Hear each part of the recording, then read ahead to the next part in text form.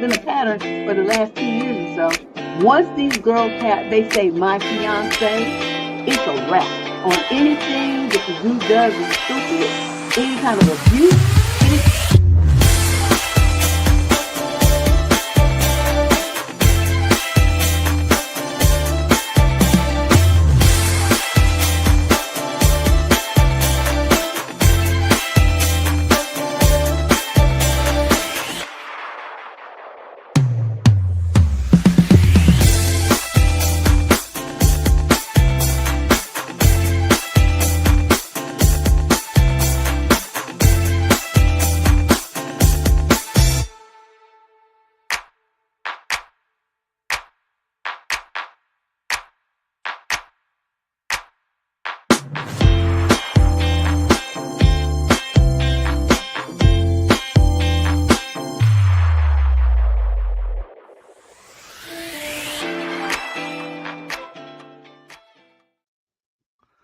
What's up, people?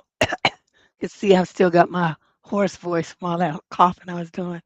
I said I sounded like Kermit, and I was not kidding. It was just terrible, terrible, terrible. Colds, I don't know. They just not for me. I don't care if I never have another one as long as I live. Oh, okay, that's right. What's up, everybody? Yeah, it's good to be here. I changed the time a little bit. I said, I'm gonna see if I can catch some folks that I don't usually catch if I make it a little bit earlier, because it's not like I'm not, here I'm not doing anything. So may as well start the show. So yeah, you guys, I don't know. I need to do better about my catching diseases. I know what it is. I need to stop being around them little kids. The little kid, what? They always have a runny nose, and then they want you to hug them, and they want to like climb in your lap and play. You want you to play with them and stuff. And then next thing you know, I'm sick. It's like every time. So I don't know what I need to do to build up my resistance to kid cooties, but that must be what it is. Because every time I'm around them little curtain climbers, I come back sick. So anyway, enough of that whining. Let's see. First of all, this is an advice show. In spite of my whining at the beginning of the show, this is not a talk about Deb being sick show. This is a advice column, like gone so many different iterations of it. It used to just be all in writing, and then I was on Blog Talk, and it was just I've been through a whole bunch of different versions of this show, but I find that this is actually easier for me because I get to talk and I'm not limited to words, and then I can just say what I want to, and it's just wonderful. So if you want to submit your question to the show, there's instructions on how to do it, rolling right across the screen rather. So you just go to that website there, debsterism.com. It's the same as this show, the same as the YouTube channel, and click the form that says get advice, because complete the blanks and all the form, and then press send. And then if you got something that's interesting to us, then we will put it in the column. Well, not me. Candace will put it up, but I still say we because it's my show.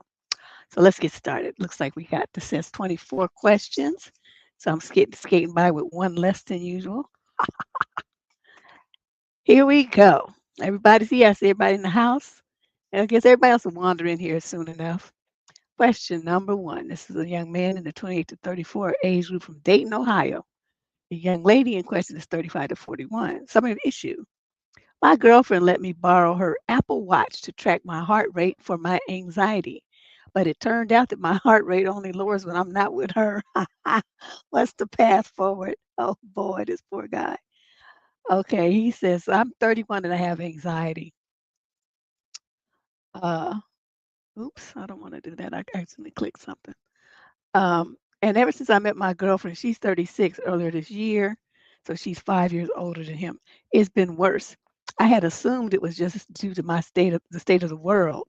She suggested I wear her Apple Watch to track my heart rate and see what raises or lowers it.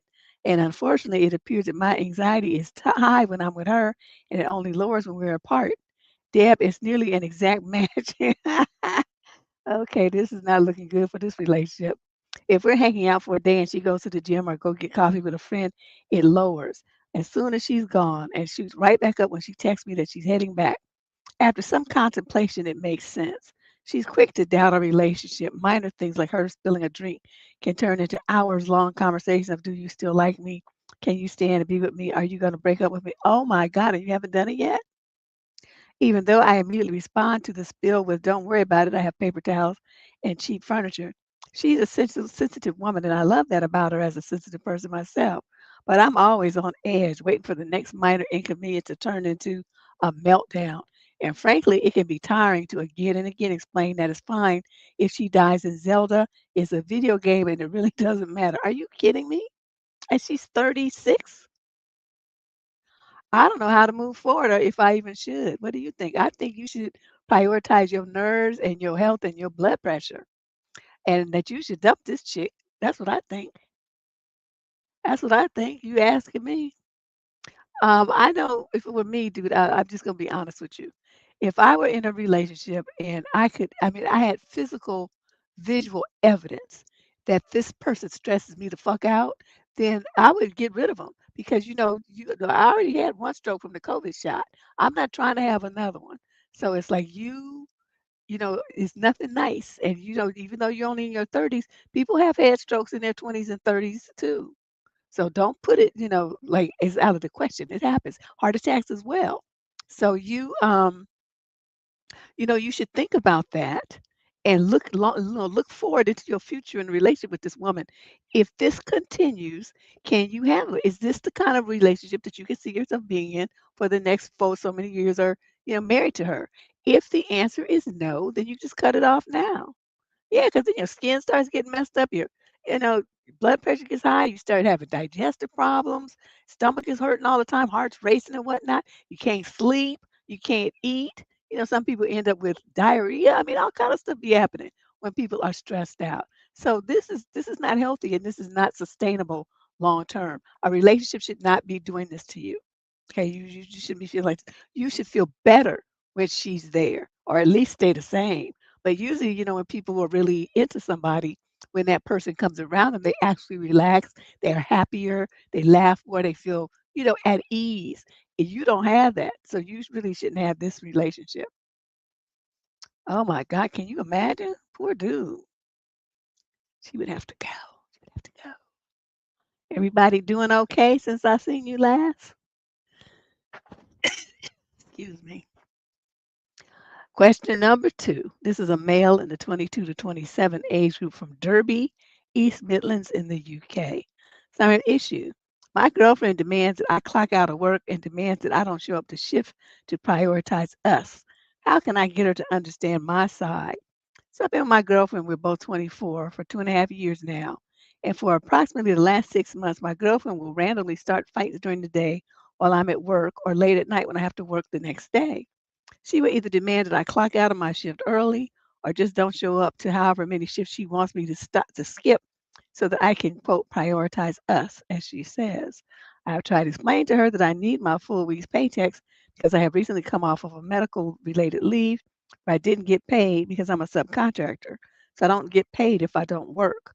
I'm trying to progress and grow in life as I had a lot of big debts over my head and I'm working my ass off 5 days a week to get all that cleared up which one includes my car getting repossessed if I miss even one payment. I'm really at a complete loss as I have tried to sit her down and explain all this in many different ways calmly, but each and every time it ends in her screaming, saying that me working so much is the reason our relationship will never work. I've explained to her on many occasions that if she just gives me the opportunity to show her I'm more than capable of working my full work week, which mind you, I do max out at 50 hours a week and still prioritize us at the same time. There's something that's bugging me though. I have noticed a trend that this only really ever happens when she's broke and I'm not able to send her money. I have tried explaining to her that I'm noticing a pattern and have tried politely and calmly and explained to her, but she says I'm talking shit or that I'm lying or something. Any advice on how else I could approach her about this to where she can finally understand? Or what can I do about this to pretty much resolve this issue? She understands perfectly well. The one who don't understand is you. You don't understand that you dating a fool. She this no. The only thing that you can do when this happens, like she says she wants you to take off, you say, okay, well, if it was going to cost me this much to take this day off and sit here and look at your stupid face. So give me the money that I would miss from work, and then I'll stay here and look at you. Other than that, I'm going to work and I don't want to hear nothing else about it. And that's all you have to do. Dude, don't where's your testosterone? You don't be letting the woman jerk you around like this. I don't care how good the coochie is. It's not good enough for you to get your car repossessed. And that's the way that you should be thinking. Sleeping with her, driving a car. Which one do I need to do? Which one's gonna help me progress in life the most? It ain't gonna be no ass. I'll tell you that right now. So her screaming and all this kind of stuff. I mean, let me tell you how this would have went if this was me. Let me go back here so I can refresh it. I'm a woman, but I'm not taking no shit. But I've been told that I was a man in prior life, so let's roll with that. Okay, she starts fights while you at work or late at night. I'm assuming you guys live together since it's 2.5 months. So she starts fights when you're at work. You say, I'm at work. I don't have time for this bullshit. Click. Okay, turn your phone off. Nobody's going to be calling you or texting you while you used to work. That's important enough. If she calls on the business line, then that's a violation from your work. And they can charge her with something for that too. Harassment, disturbing business. I mean, they can slap a fine on her if they take her to court, that kind of stuff. So you let them handle that. But you can turn your phone off, okay? Then, so then she want to start a fight at night when you have to go to work the next day. You say, if you say anything else, I'm going to get the fuck up. I'm going to pack my stuff and I'm going to get the hell out of here. And this shit here is over because I'm trying to progress in life. I need to go to sleep so I can make my money in the morning. You just want somebody to be running around talking to you and chewing just talking about the shit at late night when I need to sleep. You're being inconsiderate, you're being rude, and just being a bitch. So I don't like it. Shut the fuck up. That's what you need to tell her.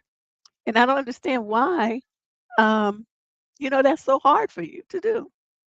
Okay, so I'm just telling you how I would handle it if it were me. Okay, that's all I'm doing. Okay, so then you're trying to grow, you got debts, you got all the stuff happening here.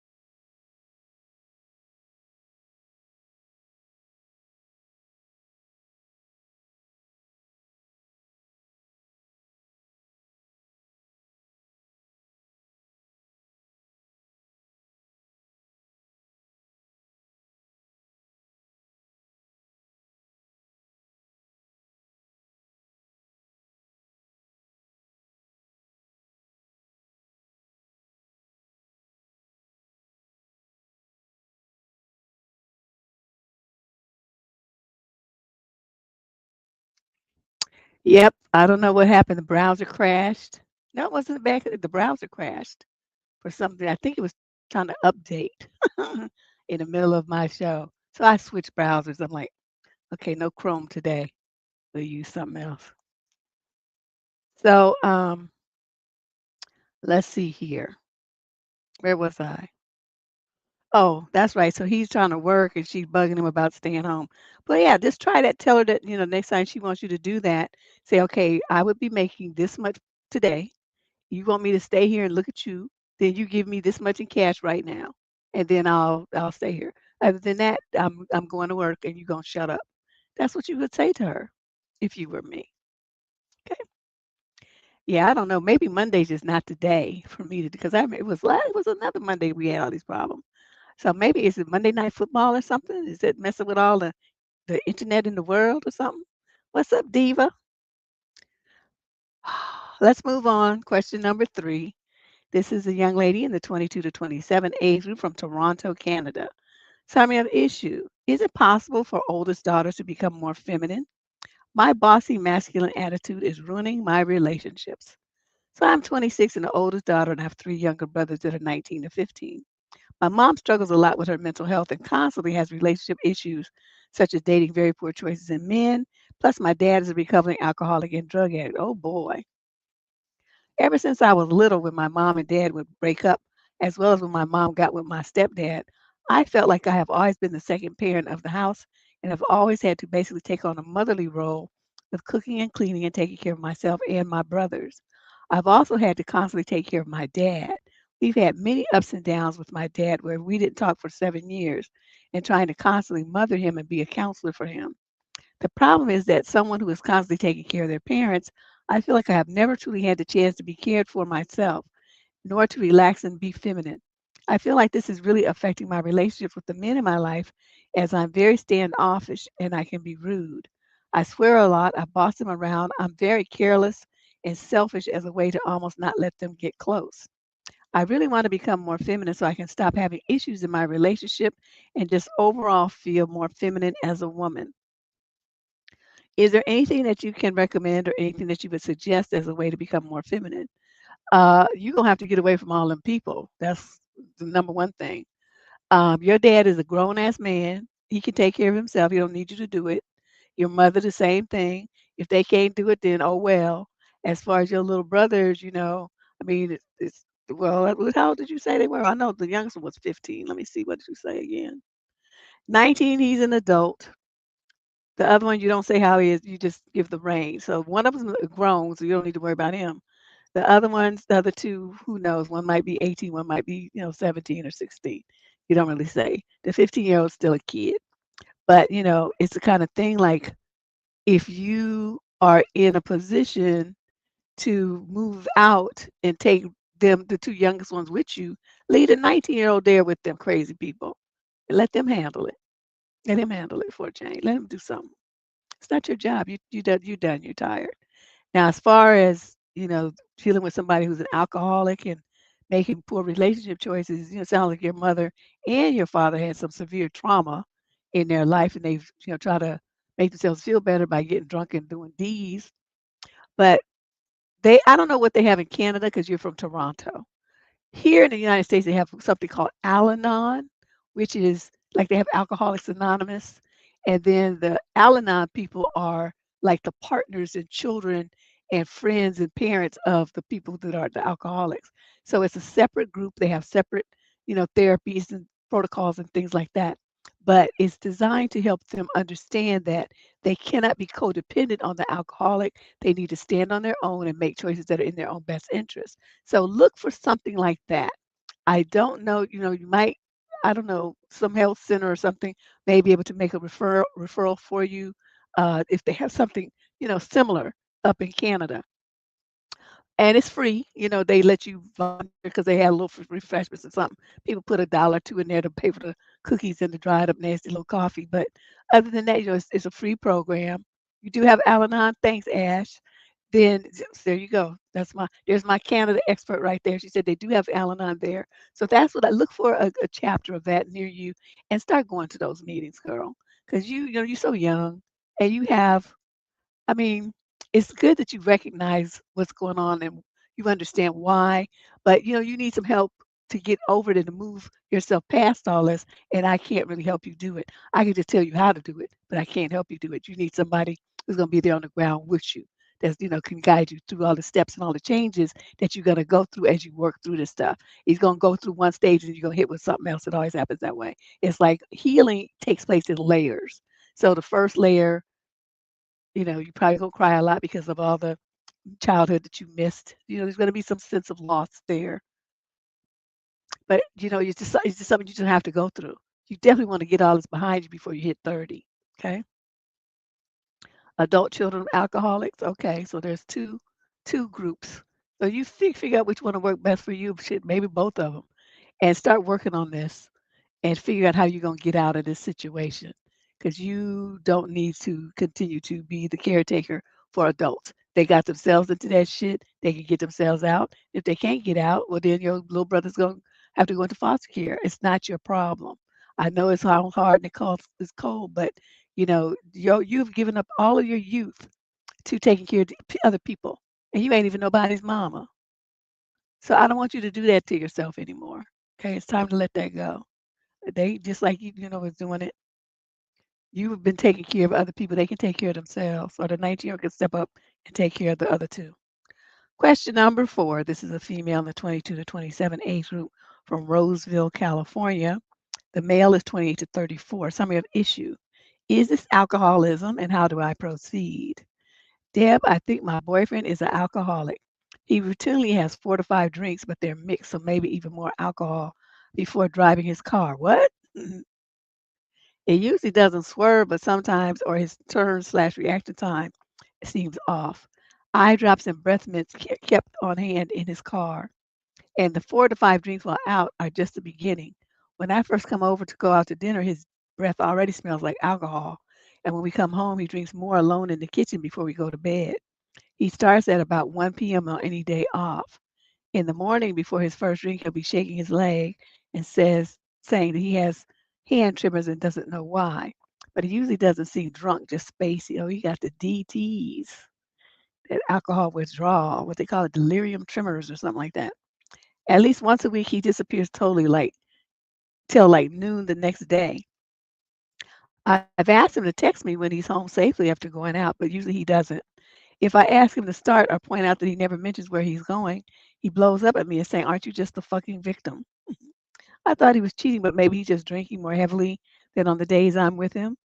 I thought about saying that we only seem to fight after, quote, we've been drinking and asking if we can hang out without alcohol.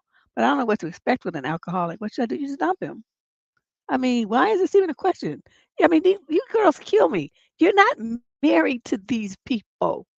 These are just mere boyfriends. And they're already just shit swirling in the drain.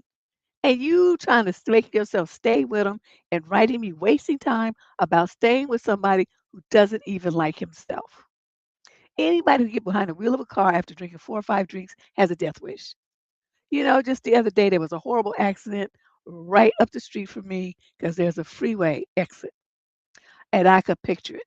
Somebody started through the intersection, because it's a street, right? Somebody started through the intersection, and somebody came off the freeway and plowed right into him, trying to make it through the red light. The impact was so fucking hard. It was blocks away and it rattled my window. That's how I knew it happened from somebody coming off the freeway because they had to be going at least 70. I mean, the impact was so hard, and the ambulances came and they did not turn the sirens on. So whoever was in both vehicles didn't make it. You know what I mean? Because they wasn't in a rush to get them nowhere. They came and then they left silently. So that's like a body wagon. That's what that means when they don't have a siren on and they drive it hella slow. Okay, the bodies in there are already deceased, so there's no point in rushing. That's what that means. And I heard that. Okay, and this was on Friday night.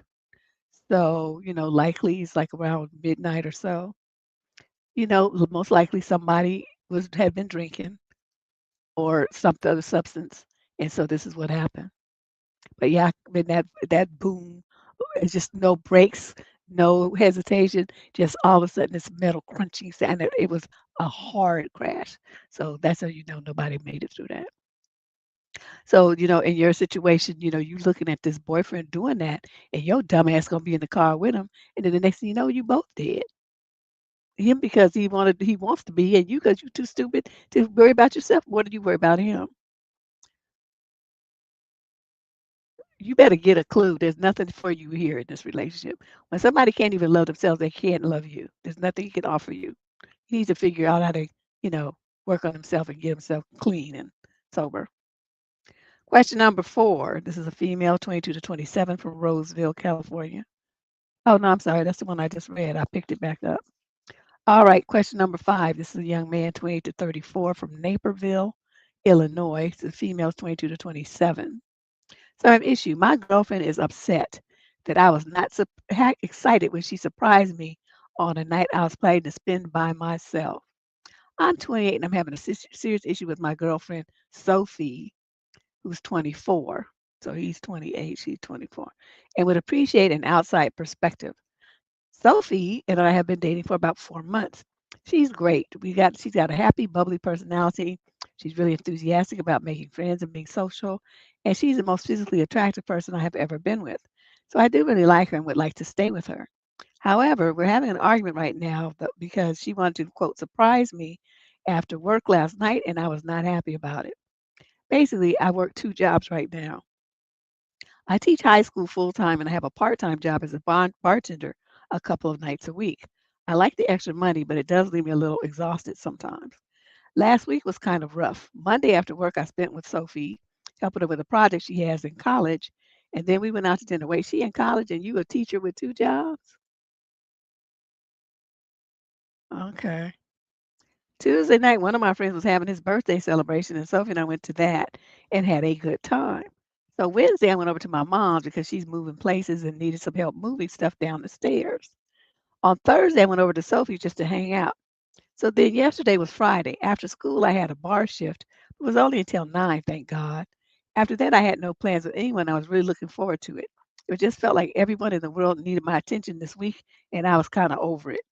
I wasn't planning anything special, but there's a cafe close to the bar I was working at that's open late at night, and my intent was to go there by myself to just have a latte and be left alone for a little bit. And I was looking forward to that all day. Just a little time to myself to sit and sip on a good coffee in a cozy cafe. So I made it to the end of my shift in the bar and was tired but happy that I could finally just sit and relax. Sophie had texted me earlier to ask when I was off. I felt like she was waiting for me to say I was coming over or something, and I very intentionally did not. I told her I was getting off the bar at 9 and then was going home to chill. I didn't mention the coffee place because I was a little worried she would ask if she would come, and I just wanted to avoid that.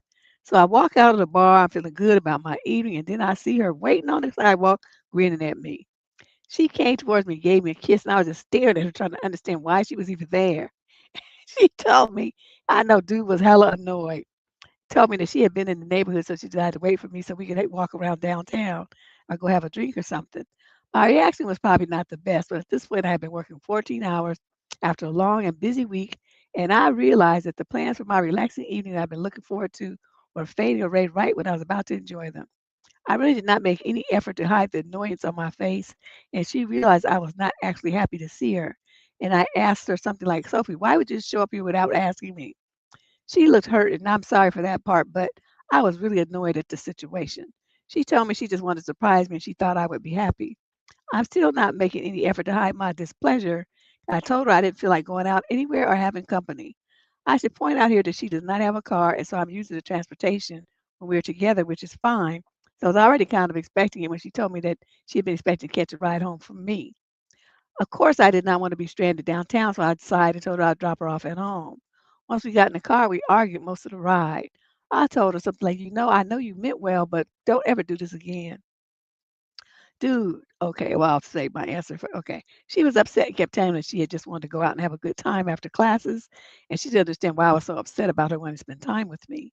She texted me this morning that previous people she's dated loved it when she surprised them, and I told her that that kind of spontaneous night out doesn't work for me after pulling a full-time job in bartending too. I don't want to break up, but I would like to resolve this in a way she can understand that even if I like her, I'd rather she not decide to pull one of these spontaneous date nights anymore in the future. I know I didn't handle it the best way, and I don't mind apologizing for that. But I also don't want to tell her I was wrong for not wanting to do what she wanted me to do because I don't think I was. Is there some other way I could have handled that situation? And is there an effective way to end this argument without having to hurt more feelings? Yes, in the future, be more communicative. I'm not saying that you're wrong. I'm just saying you have a stupid girlfriend that doesn't understand about time and space and alone time. So, she's young and dumb. So you're going to have to tell her. So you went any night that you want to be by yourself, you say, "Look, I'm taking a break from tonight. I'm gonna just be by myself, read a book or something. I need some alone time." And then you tell her. Now, the first couple of times you do that, she's probably going to be miffed and thinking it's a rejection, all this kind of stuff. And you're going to say, well, be a big girl and understand that nobody wants to be your Siamese twin all the time. I had a life before I met you. I would like to have one while I'm with you. And if you keep this up, I'm going to have one without you. So, this is all I can offer you. I need some time by myself. And you're either going to give it to me and still be dating me, or you're going to give it to me because we won't be dating at all. So you pick one. And then I would hang up the phone. I'm like, I wish I would let somebody tell me what to do and how to control my time. And I'm like that. I mean, I'm worse than you. Because, all this going and ripping and running, hanging out. And I said, I wouldn't be doing all that. That's why I'm single, though. Because I don't want to be bothered. I hate it. I like my time by myself doing what exactly the fuck I want to do. I don't want nobody asking me for nothing. I don't want to do nothing. I don't want to go nowhere.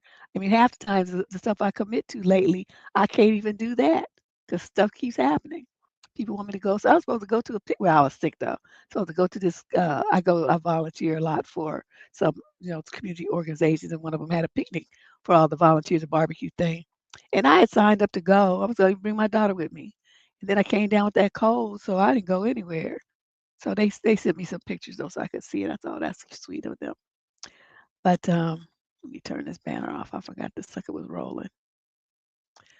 Um, Sir, it's communication. I think would be the biggest help. But like I said, you make it like this is your bottom line. It's either or. There's an A or B choice. There's no C. Okay, it's not gonna be your way. This ain't Burger King. You're gonna pick one of those two options I gave you, and then we gonna roll with that. Now, what I would have done differently if I were you when she was stranded downtown, I would have called her an Uber and said, make sure you send a female driver, and then I would send her butt home. Because you can pick, you can tell you don't want a guy. I don't like getting in cars with dudes. Just something about that gives me the ick. So every time I have to, the few times I've had to catch those things like to the airport or whatever, I feel like parking my car, I always request a female driver. And then that's what they send. It's like, oh, they don't even ask you why not. I don't want to be bothered with no dudes looking at me crazy or asking me inappropriate questions. I'm no. So that's what I would suggest for you, sir. You had a boundary, something, but then you caved. You gave her what she wanted, which was time with you, and then it turned to be awful because you were arguing with her. All you had to do was say, "Look, I'm gonna go do what I was had planned to do. I'm sending you home in an Uber, and I'll talk to you tomorrow." Yes, giggles too. Me too. See, giggles. Even though she can be annoying as hell, she's still my girl. But yeah, I tell you, I don't know. This These people want to intrude on your life like that. Oh, and this one friend, hey, oh, she likes to stay on the phone for hours. I'm like, why do we need to talk for hours? Didn't I just talk to you for hours like a week or two or a month ago or something? I mean, why do we need to do this again? What has happened in our lives so much that we need to talk about it for hours in minute detail? Oh my God, she's driving me crazy. I just, I cannot. And so even people that I like, I don't really talk to them on the phone, and I like them a lot. Like to be around them and stuff, but I don't want to. I don't know, something's wrong with me, I guess. I just can't do it. I don't want to be around all these different people and going places and ripping and running like that. It's not my thing. Question number 6. This is a young lady, 28 to 34, from Dallas, male, same age group. Summary of issue. I'm richer than my boyfriend and we're planning to get married, but his best friend's divorce is making me nervous. I'm 29. I've been dating my boyfriend. He's 31 for a little over 3 years. And we started talking seriously about getting married next summer. I love him more than anyone. He's kind, grounded, and has always been supportive. But lately, I've been feeling a bit uneasy about something. I'm not sure how to even bring it up. Financially, we are in very different places. I'm doing well. I've built a stable life. I own my home, and I don't really have to stress about money. He works full time, but he's had a tougher path in life and doesn't have the same level of savings or assets. It's never been a problem between us, at least not openly. But sometimes he makes little comments like, you don't have to worry about bills like I do. Or you probably don't even notice when money leaves your account. Oh, that's a red flag. Who would say something like that? Unless you was planning to do something to test it or already had tested.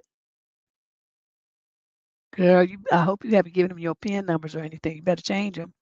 He says it jokingly, but there's always something behind it that feels a little heavy. Yep. What always really got through my head recently is that his best friend is going through a divorce and it's messy. His friend's wife is the one who was earning more, and apparently he's now trying to get a chunk of her money in the settlement. My boyfriend told me about it and said, I can't blame him. He supported her while she built her career. That comment stopped me cold. I didn't say anything in the moment, but it's been eating at me ever since. I know my boyfriend isn't that kind of person. Yes, he is. If he can fantasize about it, then yes, he is. But it made me realize how differently people can view money and fairness in relationships. Now I'm overthinking everything. Would that difference between us ever turn into resentment? Would it make things complicated if we did get married and things ever fell apart? I hate that I'm even thinking like this, but it's been sitting in the back of my mind ever since that conversation. What are the best practices for being in a relationship where one person earns significantly more than the other? How should one handle that imbalance, especially when the two of you start thinking about marriage? First of all, don't think about marriage until he gets some ends going. I don't even go for the prenups because in California those can be challenged too much. It's kind of iffy, depends on how good your lawyer is. And I don't know any specialists in it to, where is she else she said she was anyway? She in Dallas. I don't know any attorneys in Dallas. And so what I would suggest though is that you see an estate's attorney and you set up a trust for your property. First, your house should go into the trust so nobody can touch it. He can't say, oh, add my name to it, because you can say, oh, I can't do that. My house is in a trust and it's going to stay that way. I'm going to leave it to my future children or some shit like that. You put, your money, keep your money separate. If you have a joint account, it should be like you both put $1,000 into it or whatever, and you pay other bills with it, not your mortgage. Your mortgage should always be paid from your separate funds. Any taxes on your property from your separate funds. Any um, I don't know what else you own, your investment income and interest or whatever, keep it separate. All of those things your attorney can talk to you about how to set that up so that that is not considered community property and it will always be separate. The only thing that would be community property is whatever your earnings were during the time that from after the date of marriage. If I were you, would I get married? Hell no. I wouldn't get married.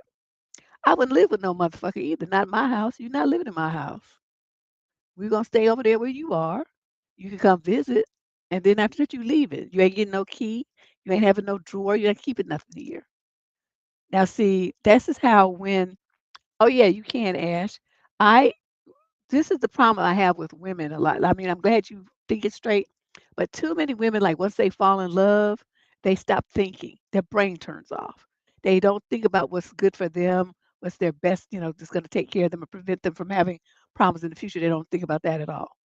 I'm glad you're thinking about that, but I want you, like I said, I am not prepared. And I used to work in a law firm in Texas when I was in school. Do you know how long ago that was? And plus, I didn't do estates and trusts and stuff like that. I did litigation. So, I mean, if you want to sue somebody, I'm your girl. But this kind of stuff, I don't have any experience with this. So you go find, hunt around and find a highly recommended attorney, and you sit down with them, explain what the situation is, and tell them how can I protect my assets, my income, and my investments to the best of my ability should I make the fatal mistake of marrying this clown. And yes, I said it. Because he don't have nothing to lose. And plus, what's really making me concerned about you is that he's already making these little digs about your financial situation. So see, he's focusing on that. So when you got somebody who's focused on that and saying stuff like you probably don't even notice when money leaves your account, he's testing you to see if you do, right? Yeah, then you ain't gonna forget nothing because I'm gonna be like, you can forget if you want to. It's gonna be in the trash can, and you come talking about, oh, I forgot something. No, I didn't see it. I don't know what you're talking about. You must have lost it outside. Did you look in your car? That's what he gonna get from me because whatever you try to leave in my house is going in the garbage can. And I'm not gonna throw it in my garbage can. I'm gonna throw it in the neighbor's garbage can that's 6 blocks away. That's what I'm gonna do. And then, because you gonna never see. So if you come to my house looking in my trash can trying to find it, you'll see this not there. I'll be like, I told you it wasn't here. I don't know why you looking in my trash can. You think I was born yesterday? Girl, I put the shine on slick. Just like all the shit I've done in my life and got away with. Oof, I should be like underneath the jail. But it's like, I be thinking of some shit. Okay, like I told you guys, I always think, and then what? I made a couple of videos about it to tell you how you get through life. Whatever decisions I make, I think, okay, if I'm gonna do A, then what? And I go through all the possible options. And then I might choose A, but then I might say, then I go to B. Okay, if I do B, then what? Uh, then I go to C. Okay, then what? I might say, "Oh, yeah, but C, I don't know, C kind of sucks. Let me go back to A."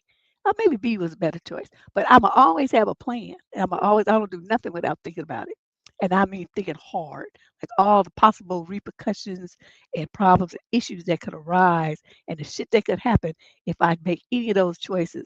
So by the time I make a move, it's well thought out. And you can bet whatever it is I'm trying to do, I'm gonna get away with it. So that's just how it is. Because I'm not gonna leave nothing to chance. But I'm not trying to kill nobody or nothing like that. I'm not. We ain't going that in that direction. No, no, no, no. I think about it though. I like to fantasize about it, but that's as far as I can get. Because I think about stuff like land sharks coming up and aliens coming to get somebody and stuff like that. Now, did I do it? No, but they're still just as DOA. But did I have a hand in it? No. But it's a nice fantasy. It helps me vent my frustrations without a jail record, a prison record. So that's what I recommend for you. Go book yourself an attorney thing. And don't say shit else to him about it. Anything that you did or you gave him access to anything of yours that's a financial, all your financial records should be locked up in a what you call it, a safe or a safety deposit box. They should not be laying around the house. And it's not just for him, for anybody who comes to your house, because identity theft and those kind of financial crimes are just too rampant. Change all your passwords on your bank accounts and your logins and stuff. Change them all, and I would suggest you do that monthly. And then, yeah, and then see an attorney. You'll be all right. You smart, you got all this going on at this age. You all right, but you just don't go off left field just because you in love. Question number 7. This is a female 20 to 34 from London. Some of issue, boobs in your face. Okay, I don't even know what to say. So I've been to a couple of wedding receptions recently and a formal event for my husband's work. Is it just me getting older, or does everyone else notice the amount of women/girls at these kind of events whose boobs are almost out? I'm not a prude, but really, when did this become so widely appropriate? I'm not talking a bit of cleavage here. I'm talking about everything on show, the whole lot to a millimeter or two from the nipple area. I'm just wondering why so many girls these days feel the need to do this. Are they insecure about the rest of themselves? Or is it an empowerment thing that they will know that every male who sees them that night will be thinking? I, for one, would prefer not to be confronted by pairs of bare boobs in my face on a night out. Have you or the other ladies also noticed this? No, because I don't go out. But I do know they used to have these dresses. This when I was in college, so you know how long ago that was. And that's what they called them, nipple dresses. And that was the point. I mean, they were so low cut that it just, covered like maybe it went to about an inch above the nipple. And the girls used to wear that. They one girl when we was at the hair salon, and she was talking about wearing one, and I remember because the hair she described the dress, and the hair that's when I still got relaxers and stuff. And the hairdresser told her not to do that because it'd be disrespectful to the bride. So the hairdresser, was a more older lady, like she was already in her 40s, way older than all of us. But, she was telling her that that's trampy and not to dress like that at somebody's wedding. It's not a nightclub, it's a wedding, it's a celebration, and show some respect. And I'll never forget that lecture. The girl looked so embarrassed, because she was all happy that she was gonna be showing her tatas at this girl's wedding, and and she did it so calm and smooth. She didn't raise her voice, she didn't call her names, but she just straight corrected her like a mother. "No, you're not gonna wear that, that's inappropriate." And she told her why. You see a lot of non-classy women? Uh-oh, I feel a sneeze coming on. Tried to take some cold medicine, but I didn't want to take too much because it makes me sleepy. Yeah, I don't know, lady who wrote in. I don't know what to tell you about that. But, there are some girls who think that that's, the way that they have to get male attention, and that that's the only way that men will look at them, and I just feel sorry for them that they feel like they only have to show their body parts to be objectified by complete strangers to feel like they're attractive and good looking or, whatever it is that they think they're feeling. They depend on that from complete random strangers, many of which are other women's husbands or boyfriends. Fiancés, that kind of stuff. They don't give a shit. They're just looking for somebody to make them feel like they are good. So they have extremely, like in the toilet, low self-esteem that they're depending on other people to feel good about themselves. And that to me is the saddest kind of woman that there is. You got to depend on some random motherfuckers till you feel good about yourself. You stupid. Because just like they can feel you, make they feel you feel good, they can tell you, bitch, you ugly. That's a complete stranger telling you that. And you gonna let it affect you, crumble into the floor, and you walk around and be in the mirror and tell everybody, oh my God, this one random dude that I saw that I'll never see again in life told me I was ugly and I believed him. That's what the kind of mentality that you all are dealing with here, these kind of chicks. So I don't know. I just can't be. You call them Bridgerton dresses? Well, girl, you know how many times years ago it was, decades ago when I was in college? Bridgerton hadn't even been thought of yet. But yeah, it's just unbelievable. I think the difference is them new dresses I was talking about in the 80s, those were spandex. You know, everybody wore spandex. So not only was it showing your tatas, I mean, showing every other curve that you had too on top of it. At least with the Bridget ones, that's all they show. I just don't even understand it. Yeah. And if a man is only looking at you thinking, oh, I want a boner, but I mean, then you'd be mad that the guys don't really want to be with you and don't show you any respect. It's like you're not respecting yourself. So why should you expect somebody else to respect you more than you respect yourself? I mean, there's ways to look sexy that you don't have to look like, you just stepped off a corner. That's not really the way that you should be conducting yourself, young ladies. So anyway, let's move on. I could talk about this shit all day. Question number 8. This is a female, 22 to 27. I think this is Olathe. I'm not sure. Olathe, Kansas. The male's 28 to 34. Summer issue. Am I overreacting or is it time to move on? I'm in a very confused state. I'm 26 and my boyfriend is 28. We have been dating for about 3 years and living together for one.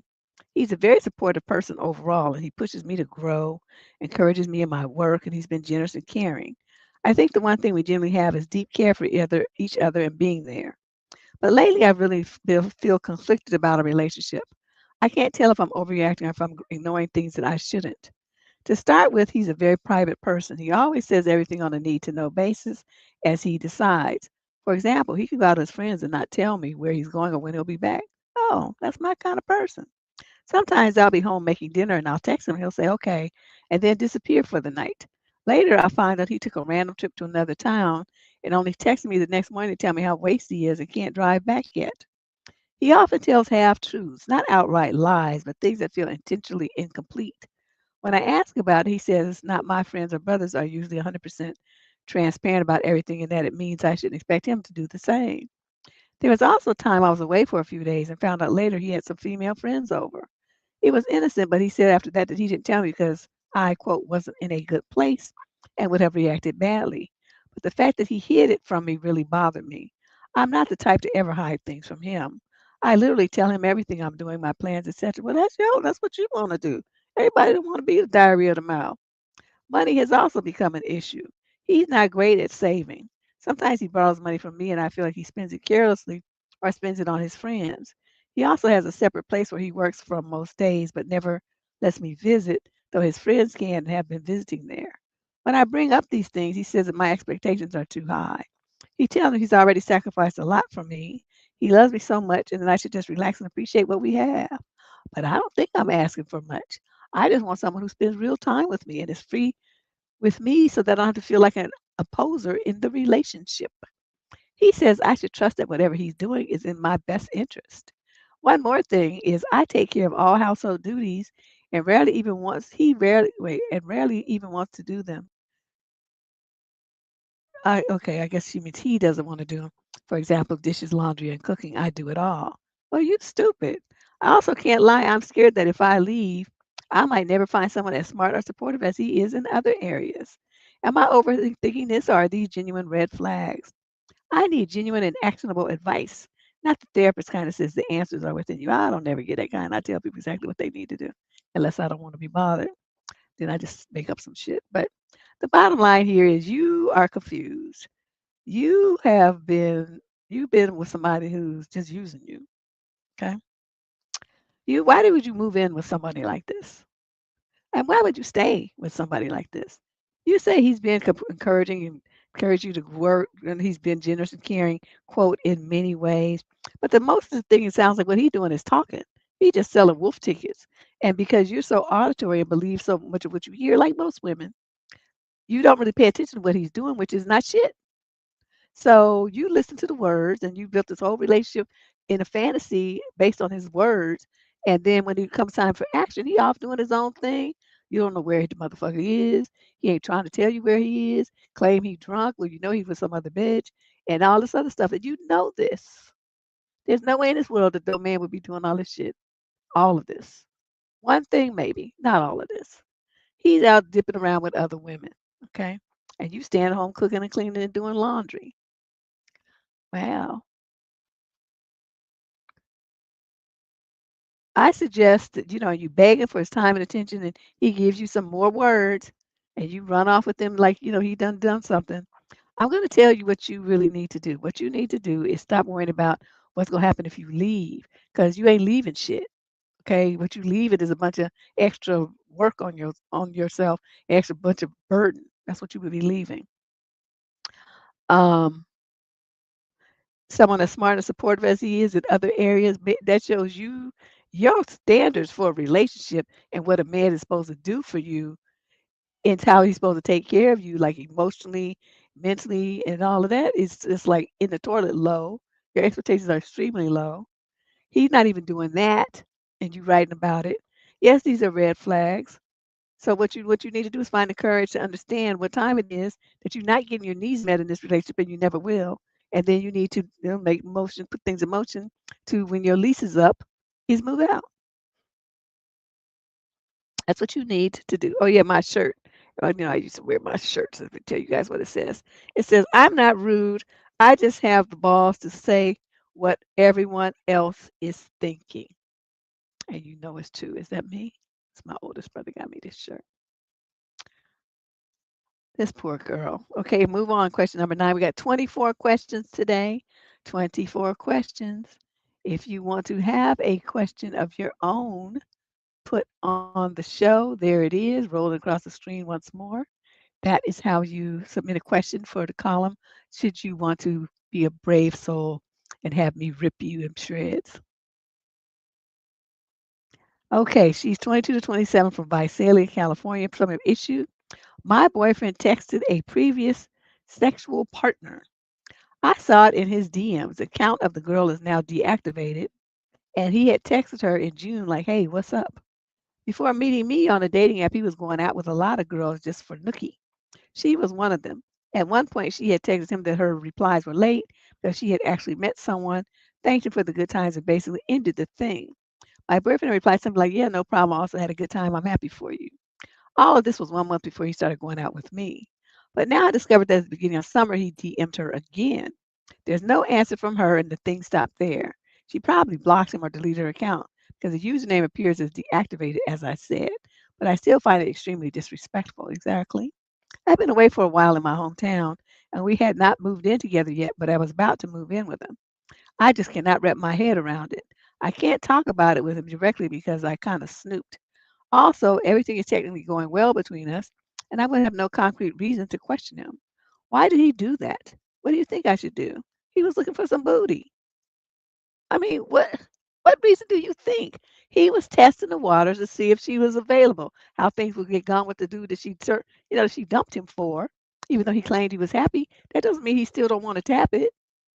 He might want to see if she's down for, what they call it, in the closet or in the under. There's some phrase that people have been using lately. I forget what it is.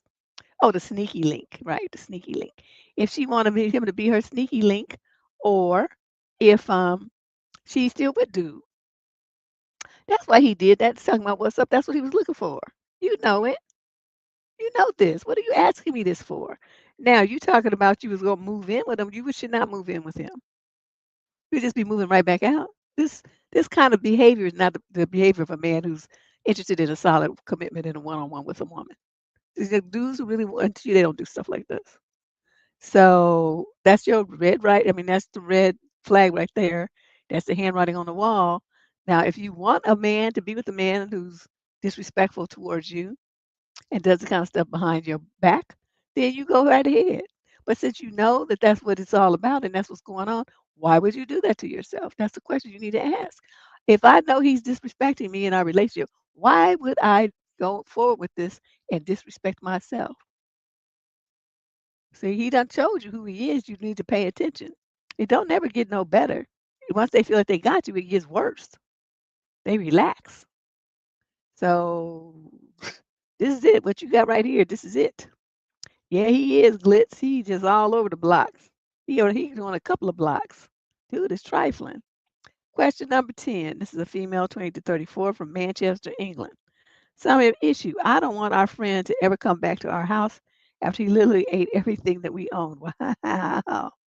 My husband and I are Americans, but we live abroad. Earlier this year, a mutual acquaintance, let's call him K, reached out saying that he'd been scammed with an apartment rental and had nowhere to stay. At first, we only offered a weekend, but he was polite and he helped around the house and he seemed grateful. So we ended up letting him stay the full 20 days that he'd asked for. However, during that time, some things rubbed us the wrong way. He never brought groceries, and multiple times he pretended he was going to pay, but, quote, forgot his wallet, or claimed he could only use Apple Pay, which wasn't accepted at our local supermarket. He'd eat way more than his share. Once my cousin and I shared half a pizza, and this guy ate the other pizza and a half without contributing a dime. Still, we felt bad for him. Y'all stupid. So we let it go. We stayed friendly, and a few months later, we were planning a 17-day trip. Since he was struggling with rent, we offered to let him stay at our place in exchange for taking care of our dog. I even wrote a Google Doc with instructions for the house, dog care, gym access, etc. I told him he could eat anything that was going to expire, fruits, veggies, yogurts, and yogurt, etc. But oh my God, when we came back, everything was gone. Deb, I mean everything. The entire the fridge was cleaned out. The freezer was cleaned out. The pantry was empty. He finished 2 jars of jam, a jar of peanut butter, a giant Costco-sized bottle of olive oil. What did he do with that? All the condiments, rice, snacks, cheese, even my husband's supplements, creatine, protein, and collagen. He completely destroyed a ceramic pan. He consumed things that usually last us 6 months in less than 2 weeks. I honestly suspect he might have taken stuff with him because it's insane how much was missing. Yeah, that's probably what he did. He shopped at your house. I didn't confront him except to ask him to replace the pan, which he mocked me about. It's just a pan. Why are you making a big deal? I felt deeply disrespected. Now he keeps texting me, acting like nothing happened and wants to hang out. I told my husband I don't want him in our home ever again. My husband says I'm being too harsh, and if he wants to stay friends, that's his choice. But I feel completely taken advantage of and disrespected. Am I too harsh, like my husband says, for not wanting to see this guy ever again, and for refusing to let him come back to our house? No, I think you and your husband are pussies. First of all, you come into your house and some motherfucker done cleaned all your cabinets out. That's how many hundreds of dollars worth of stuff. And he just gonna dance off into the sunset and be ribbing you because of about a ceramic pan? You were supposed to cuss him out and say, "Look, you gonna pay for all this shit that you took. Nobody used a whole jar. And olive oil, them big bottles are expensive. And so he everything in your refrigerator, everything in your freezer. That means all your meat, any frozen desserts, all that kind of stuff people like to keep in their freezer, ice cream, frozen pies, and whatnot. Everything was gone. He know he took that shit to his house, to his new place. So were me, okay, so he's calling, talking about he wants to hang out. Say, no, we're never hanging out with your hungry hippo ass ever again. You ate up $400 or $500 worth of my shit.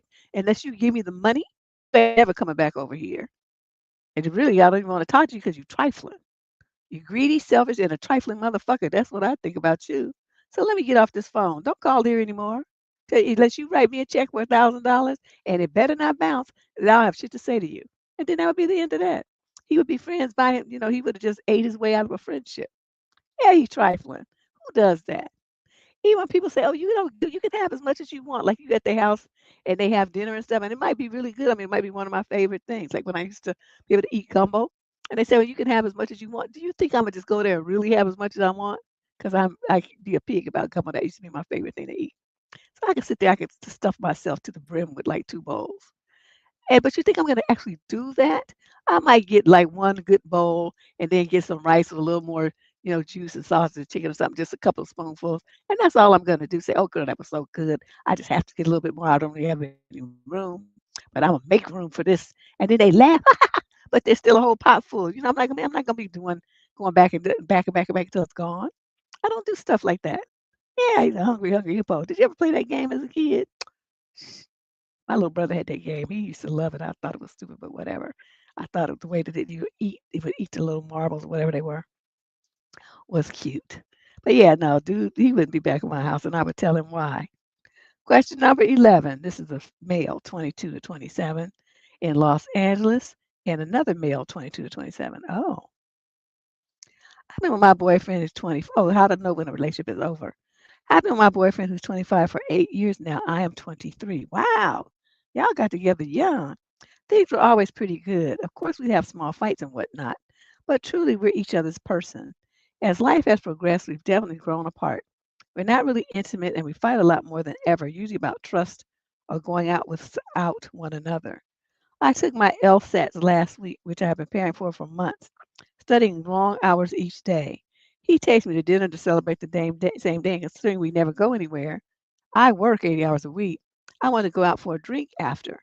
He said he didn't feel comfortable and did not want to go because he'd never been to this specific place, didn't know what the crowd was like, and didn't feel like the place was fitting for him.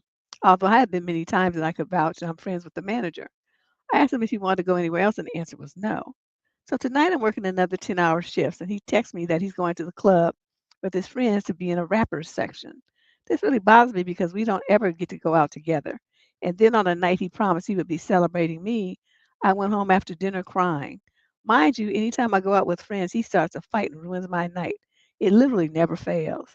Honestly, I feel like the respect for each other had just gone out the window, and I'm not really sure what to do, but I'm extremely hurt. God, I can just feel the hurt in the words. It's like ripping at my heart. He's so cute. Is it time to let go? This was the man I thought I was going to marry, so I'm really torn and just not sure what to do. Let me say this first because I don't really, I mean, LG, whatever the letters are, stuff is not really my forte. My expertise is just relationships, period. So I don't really, I'm not going to look at this as like, two dudes together or another, two women. I don't look at it like that. I look at it as this is a relationship breakdown. The problems are universal. They're not limited to any specific gender or any specific gender pairing. And so I'm going to tell you this, the same thing I say to everybody. When your relationship deteriorates to the point where you're being disrespected, it's time to go. It's time to go. And I know you've been with them so long and you were so young when you got with them. So you was a little teenager. What's how many fingers? I don't even have enough fingers. She was 15 or 16 years old. Didn't you say you was 23 now? You know, this is sad, but you think about it, that was your big day. You wanted to celebrate with your partner, which is a perfectly normal and a normal situation, doable, sane expectation to have. But yet he dipped out and wanted to go hang out with his friends. So that tells you, you know, you're not a priority anymore. Let me just put it that way. If you want somebody who's going to see you as the light of his eyes, the light of his life, then it's time for you to find someone else. And you're young, you should be able to find somebody pretty quick and easy. Sound like you got your head on straight. You're going for the attorney job, and I wish you much success. But and right now you have to think about you doing well in your career, the path that you're on. You need to do well in your personal life and make smart choices there too. So, let that go. And it could be some jealousy about the fact that you're going to be an attorney and stuff like that. You just never know how people's minds be working. He talking about rappers and shit at 25 or 26 or whatever age he is, and you going to talking about going to law school. So you see what I mean? There's like a little. I'm looking at this. It looks to me like you kind of outgrew dude, and he probably knows that. You just haven't realized it yet because you're young, and you really like this person. But I want you to like you more. Okay. Oh, you poor little thing. This is just horrible. I just, sometimes letters get to me. It's like I could just feel the person's emotions uh, when they're writing it. And this is one of those letters. Question number 12. This is a female in the 36 to 41 age group from Tampa, Florida. Summary of issue. Am I wrong for letting my children order full meals instead of kids' meals? We went to a restaurant for my mother-in-law's birthday lunch. When all the orders were taken, my sister-in-law announced that, quote, all the kids will be having kids' meal tenders and fries with juice. What? My 9-year-old and my 4-year-old boys eat adult meals. 2 chicken tenders and a handful of fries will not fill them up. So when the waiter got to me, I told him my kids will have adult meals since I'm the one paying for them. So they ordered their meals, and my sister-in-law got pissed. She said I embarrassed her and made her kids question her because she told them they were getting, quote, the same thing all the other kids were eating. Would it make sense to let my kids be hungry after lunch just to appease her? No, especially when you paying for it. It's your money. What is she talking about? You good, because I would have had to tell her, look, bitch, when you start buying my kids food, then you could tell them what to order. But when I'm paying for it, they going to order whatever they want to because their mama is buying it. You being over there being cheap and giving your kids like kitty meals meant for a 3-year-old, that's fine. Because by the time a kid is 9 to 10 years old, some of these kids are big like teenagers. I mean, they're already 9 and 10 years old. They're not going to be satisfied with that little snack. That's a snack.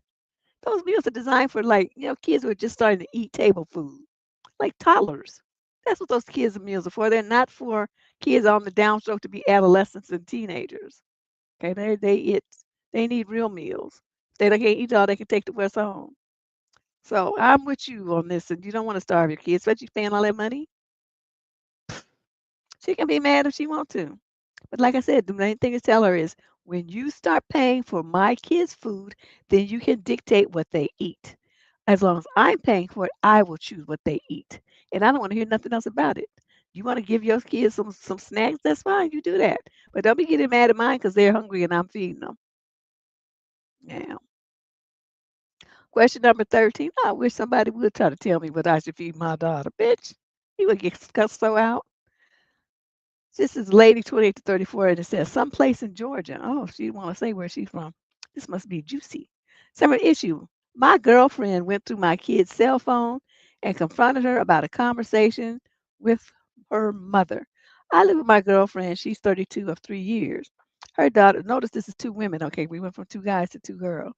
We do not have kids together. Girlfriend is terribly insecure from a past life of doing D's from about 18 to 25. So she's 32 now. Her mother is toxic, and I feel contributing to this in the way that she was raised. Girlfriend often gets offended if I do stuff for my kid while she is at her mom's 2 days a week. For example, kid forgot to take her lunchbox the other day, so I dropped it off at her mother's house and hung it on the mailbox on the way to work the next morning, as we live close to a small town. Girlfriend blew up about that, claiming, quote, you will jump and do anything for your ex and nothing for me. Wow. Another time, my daughter was jumping on the trampoline and yelled, hey, Dad, can you record me doing a flip so I can show Mom? Girlfriend stormed out and said, you don't need to be asking your dad to take and send pictures to your mom. This is why we fight. Currently, my kid got some artsy toys for her birthday back in April while she was at her mom's house. They have a 2-year-old and wouldn't want the mess. And after 6 months of them not being opened, daughter asked if she could bring them to my house. So one day, 2 weeks ago, daughter got home from school and on her phone. My daughter's mother texted my daughter, you forgot to tell your dad to bring you to get these toys. Daughter's response, well, dad's girlfriend and her daughter are always around. I just kind of want to play with them myself. Okay, so on and on, blah, blah, blah. Oh, she just was just talking about a bunch of stuff. Okay, I realize we both need to work together and be able to raise kids in the house together, but it seems incredibly screwed up to read through a kid's text messages without even mentioning or asking me. Dad, when you are not the biological parent of a child in your household, where should an expectation of privacy be for children texting their parent? Where is the moral high ground here? Well, I mean, it depends on the age of the kid, and if they're texting their parent, then all bets are off. I mean, that's your mama, daddy, whatever, grandparents, the same thing. It's like if they're texting other people, though, then yeah, I'd be all over that. I'd be in there, like all over that. But if this is a parent, you guys co-parent well, it sounds like. There's no reason for her to be nosing in your kid's phone. See, I don't know. This is another boundary violation. This is another sign of major disrespect. She's disrespecting you and your child, and then making them comments about what your daughter wants to show her father a video or something. I mean, what was that? Why is that even on her radar to care about? So I don't know. You better rethink this situation because people showing this kind of jealousy and controlling behavior over your child with you right there in the house, you don't know what's going on when you're not there.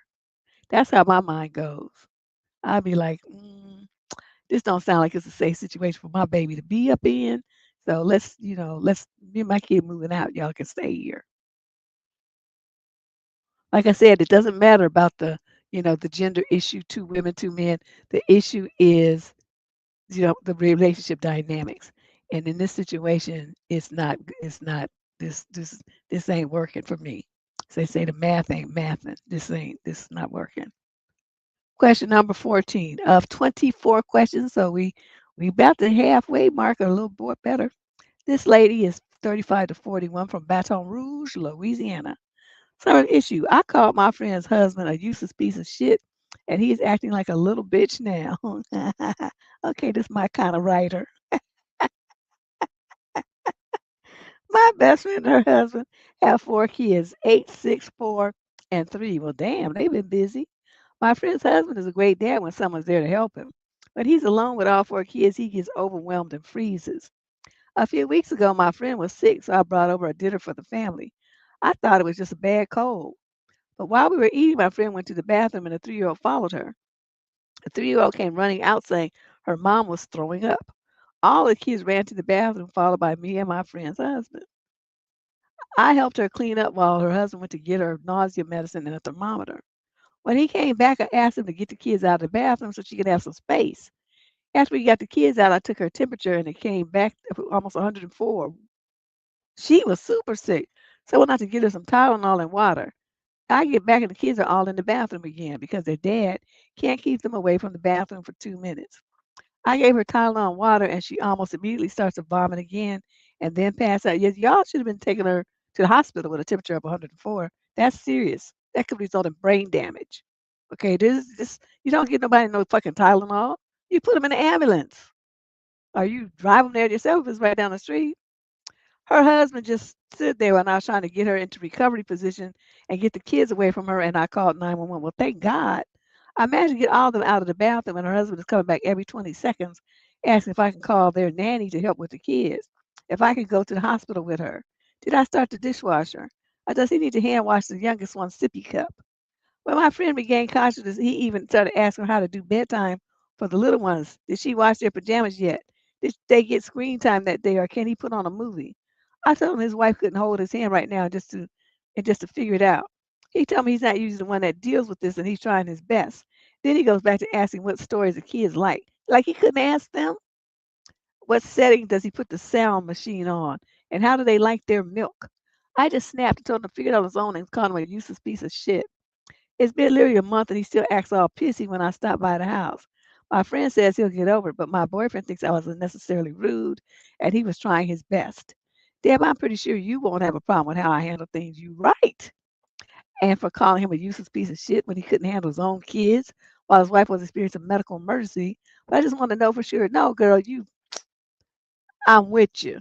And I think he was good that he only got called a useless piece of shit because he would have been every kind of useless motherfucker that I could think of. What I'm going to say is this. Um, he's what they call that weaponized incompetence, right? Where they act like they can't do nothing, that everything is, you have to do everything for them and all of those shit there. That's what he sounds like. He has learned to, by acting like he doesn't know anything, can't do anything, he basically puts all the responsibility, all the decision making on her. She hasn't realized that yet. She probably thinks, oh, he just needs me and all this kind of stuff. Then no adult needs somebody to tell them all this kind of stuff. Especially you got kids that old. What did she say there? I know there's stair steps practically. What did she say? Hold on a second while I verified it because I know there was too many kids. The 8-year and the 6-year-old definitely know what setting to put the things on and what stories they did. I mean, they're old enough and aware enough at that age that they could have told him what the answer those questions for him. But he didn't think to ask because he want to bother some woman about it who's dealing with your wife with a 104-year-old. See, that's what I said, 104 fever, and he gonna ask about did you load the dishwasher? That's where the cussing would have started. And would I have cared if the kids were there? No. I would have told them, go in your rooms. You don't hear it because Auntie about to go smooth the fuck off and send them to their rooms and now unleash on their daddy. And yes, he's a useless piece of shit. You're exactly right. Yeah, I have no problem with how you did it. I think you were very polite and very yeah, he had dust might for real. I think that you did well to hold back. That's what I think. Question number 15 of 24 questions. She's from Leeds, England, 28 to 34. The male's 42 to 49. Simon issue. My boyfriend wants to get engaged, but I'm hesitant. Notice how many women are writing in about they fear have warning bells about marrying these men. When you get warning bells, you better listen. Don't go forward with it just because you want to be married. You just want to have a ring. Fuck it. Let's go buy you one then. You want to walk around with a diamond ring on your hand? Go buy you one. It don't cost that much. And you just say you get the ring and you have to be bothered with none of the problems that come with it. This female, oh, I said, okay. She says, we met online. He messaged me first, asking to go on a date. And I agreed, and we had a fantastic time. We went on a few more dates, and I really enjoyed them. We went and clicked right away. When he asked to take things more seriously, I told him that I really liked him. And the only thing I was concerned about was that his profile said he doesn't want children. He already has three from his last relationship. And my profile states that I was still unsure. I'd been in school for most of my 20s, was moving around a lot in the US and the UK, so I didn't have the kind of conditions I deemed acceptable for having a child. He said he had a vasectomy, but that it can be reversed. He said he's open to children and reversing it, but otherwise is okay with the kids he has. As the relationship has progressed, I've asked him again about children, and he's still, quote, in the open category, but I'd basically be the one having to move things forward and decide. He wants to get engaged. We're both looking for marriage. Now I know that those things can be reversed, but what are the chances that it goes successfully? I feel like if I accept this engagement, I run the risk of accepting the status quo, which is not to have kids. Well, I mean, it's cool to be to be cautious, but I've known too many men, like in their second and third marriages, that had a vasectomy that got a reverse and now got a whole bunch of new kids. So it's not like it can't work. Would it work in his particular case? I can't answer that question because I don't know his medical history. But they can be easily reversed, much more easily than a tubal ligation or women getting their tubes tied. It's it's much easier. So they just tie it around there, then they unleash the tie and the stuff starts flowing back in there, and next thing you know, you pregnant. So let's see what else she says. I don't want to be in a situation 10 years from now regretting not having children or finding out that this didn't work out. And I'm having to start over with much less time, especially as a woman with a biological clock, as opposed to just finding someone close to my phase of life. It's just that men my age are more open to having children, want them now. And it feels icky being seen as a baby making machine to birth their legacy rather than an equal partner. My fear is that his quote open will silently turn into a closed and he'll just push it off and give some excuses why it's not a good idea. He wants to get engaged and move our relationship towards marriage. Should I accept the engagement and further the marriage, given that risking running my clock for the status quo? Well, I'm going to tell you this. You can break up with him. You know what you could do though? I mean, he says he could get reverse, make him do it now. Say, I'll get engaged to you if you get it undone, and then they tell me that you gotta, what your sperm count is. Then I'll marry you. Other than that, it's not gonna happen. That's all you have to do. I don't understand why you having all this angst. You think you have to marry him first and then get it done later? No, no, no, no, no. You tell him you do that first. That is the contingency which I will marry you. And then if he does it, and then he's everything's swimming along as it should, then you can feel okay about marrying him. But if you go through it, and then he balks or it doesn't work out or something, then you stuck. You got to get divorced and go through a whole bunch of changes. So do things my way. You get what you want out of him first. And then if he, like I said, don't work out, then be like, oh, I told you that was the point at which that this was going to work. And so since it didn't work, then I am not marrying you. That's all you have to do. What is the problem here? You got some power. You better use it. You better use it. You better use it. All right, let's move on to question number 6. Yeah, these people are just like hella dusty. What's wrong with everybody? This is someone, she's 28 to 34 from Winston-Salem, North Carolina. It's question 16, by the way. Sorry, issue. I saw a guy get stood up. Ooh. I saw this guy get stood up tonight, and it honestly broke my heart. My friend and I went out to eat for her birthday, and about 30 minutes after we got there, a guy sat at the table next to us. The server brought out 2 menus and 2 cups of water.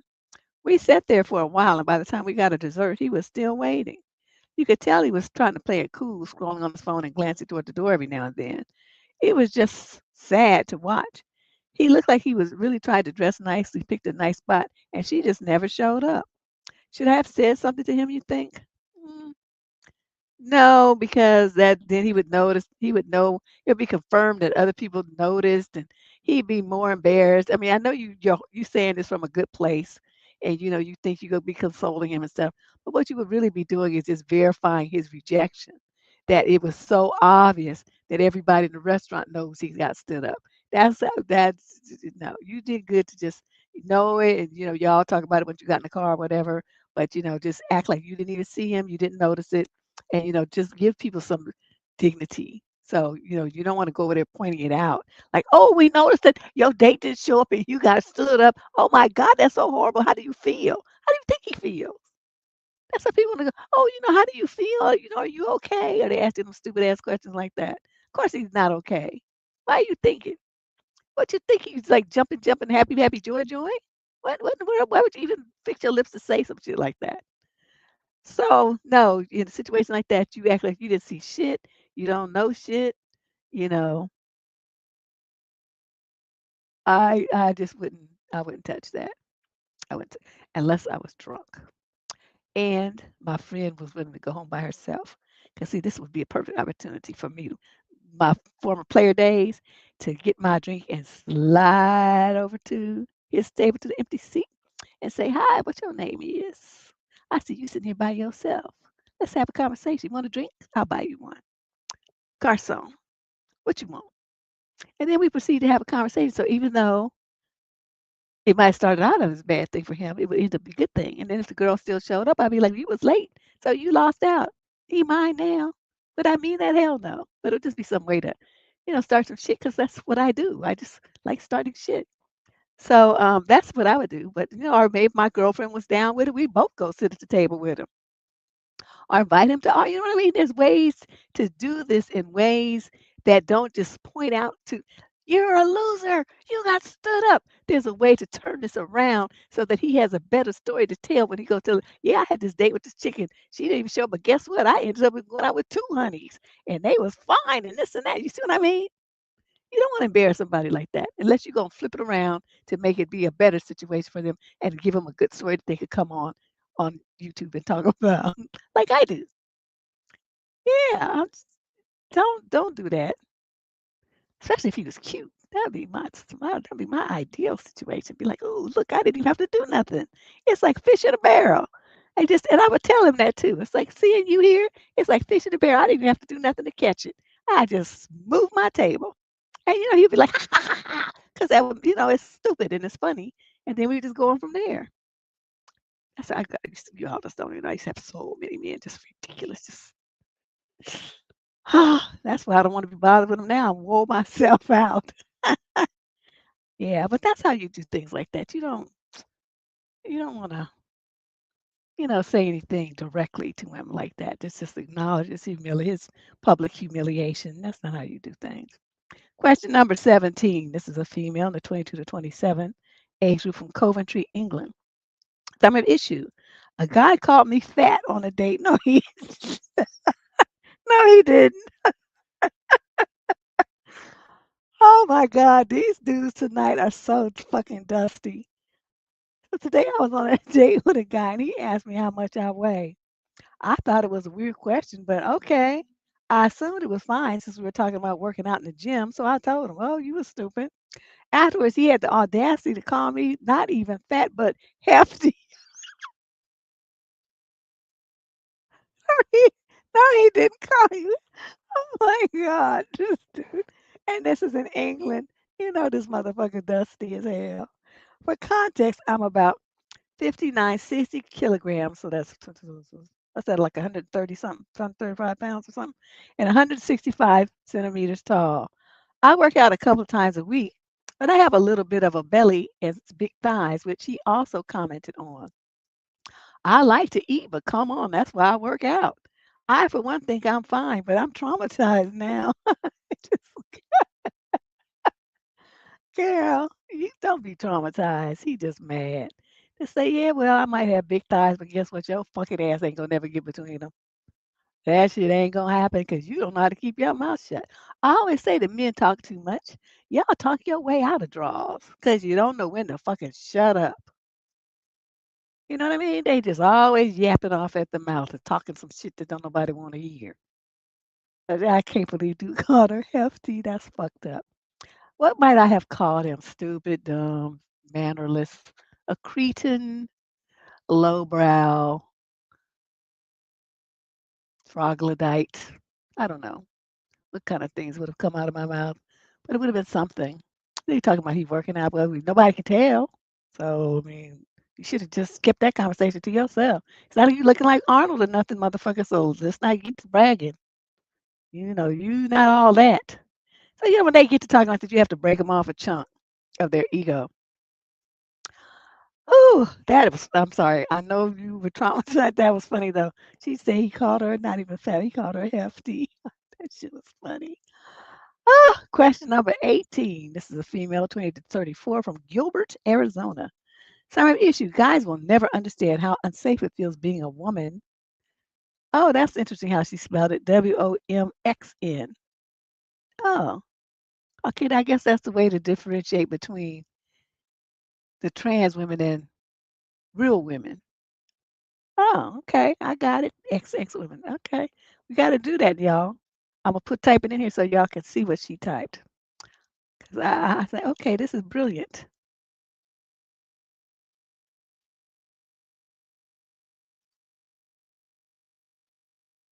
Isn't that interesting? All right. So let's see what else she's talking about. I matched with this dude. I talked to him for 3 days. He noticed that I like flowers for my pics and he asked if he could send me some. I was at work at the time. I work at a fairly big organization where our building is secure along with the parking structure, and we have security the whole bit, so I didn't mind.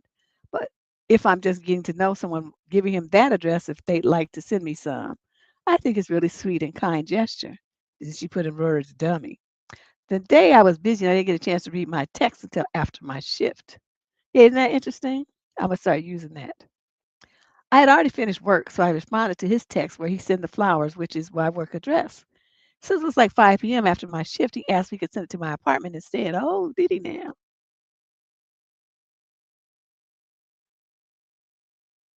I told him no thanks and offered that he could send me the flowers to the address I shared with him the next day. No biggie, right? The night before, we had talked on the phone, and I expressed how I like to take things slow with people as I've had unsafe interactions with men in my life. Like I'm talking about unprovoked, scary things with strangers that are men. I've been followed home after or before and after getting groceries by guys trying to ask for my number. Once a guy who lived in the building next to me started stalking me and showed up in my apartment. I didn't even know how he got into the building. I almost had to move. Just random, very unsafe thing. And you shared that with this guy? Are you stupid? You don't never tell people this kind of stuff. I mean, you could tell some other woman, but not a man. They gonna convince to thinking this is their playbook, and they gonna do the same shit because men are stupid. They don't see this as an opportunity, a way to protect you and make you feel safe. And the opposite of those dudes, 99% of men are gonna pick up where that guy left off. I don't know why they do it. That's why I tell women never tell men about getting SA'd and all that kind of shit. Because they get just it's too titillating for them. They want to know all the details, and the next thing you know, in a minute they're gonna be trying to do the same shit. I cannot tell you how many thousands of times women have told me that kind of stuff happened to them. So in my mind, you shouldn't tell men any kind of thing where you are a victim, at risk, in danger, nothing. Don't ever tell them those kind of things. It's not their fucking business. And unless they're gonna be there walking you to protect you, they don't need to fucking know. Ever. Don't ever tell them this. And you some random ass man that you met online and you tell him all these details? What's wrong with you? And get him your work address and he got a picture of you from online. So all he has to do is stand there and watch you and then follow you home. What is wrong with your thinking? They don't need to know where you live. They don't need to know where you work. They don't need to know even your real last name. They don't need to know shit about you. Okay, this is she's so brand new. It scared me. Talking about these weird things that happen. Well, so anyway, so because of these random interactions that I've had with complete strangers, men throughout my life, when it comes to dating, I'm just more aware of the dangers that can happen to me. Not aware enough.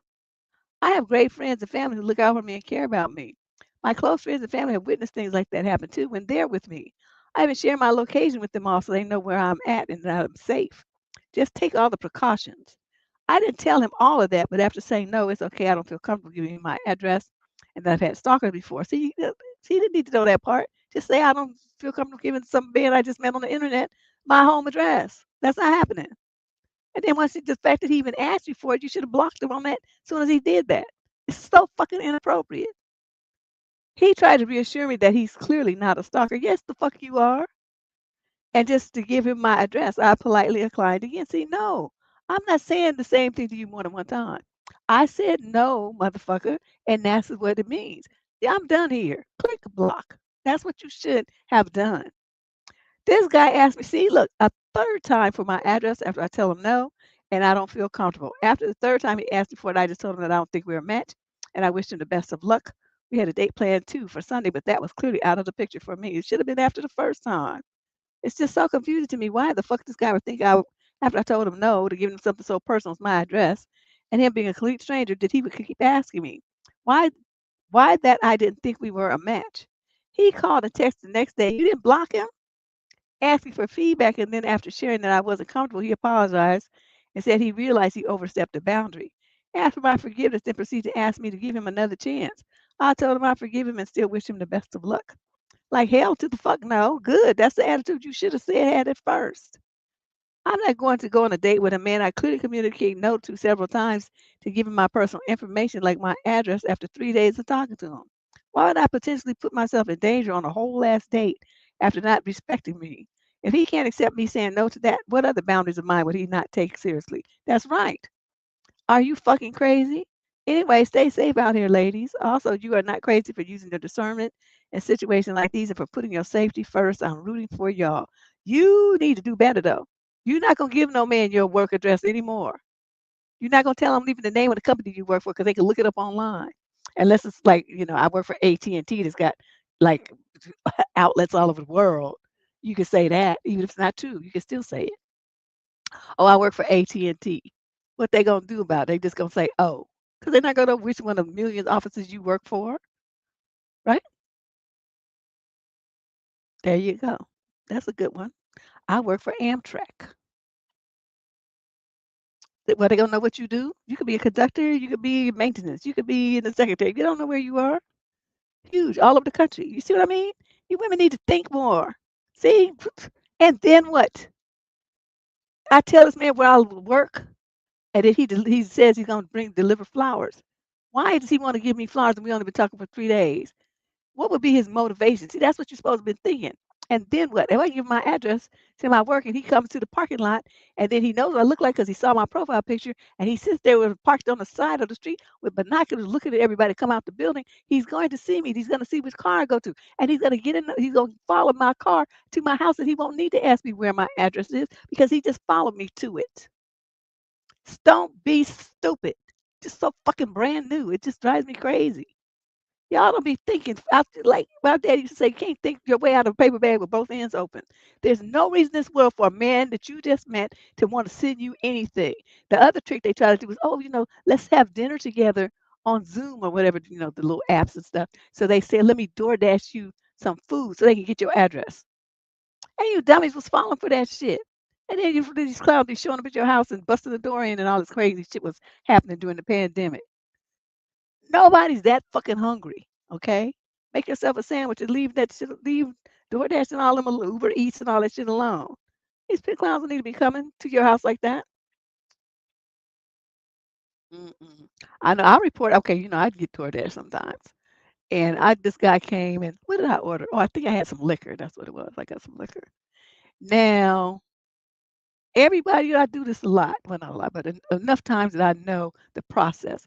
And what they always do is take they look at there's some barcode or something on the back of your driver's license, at least here in California.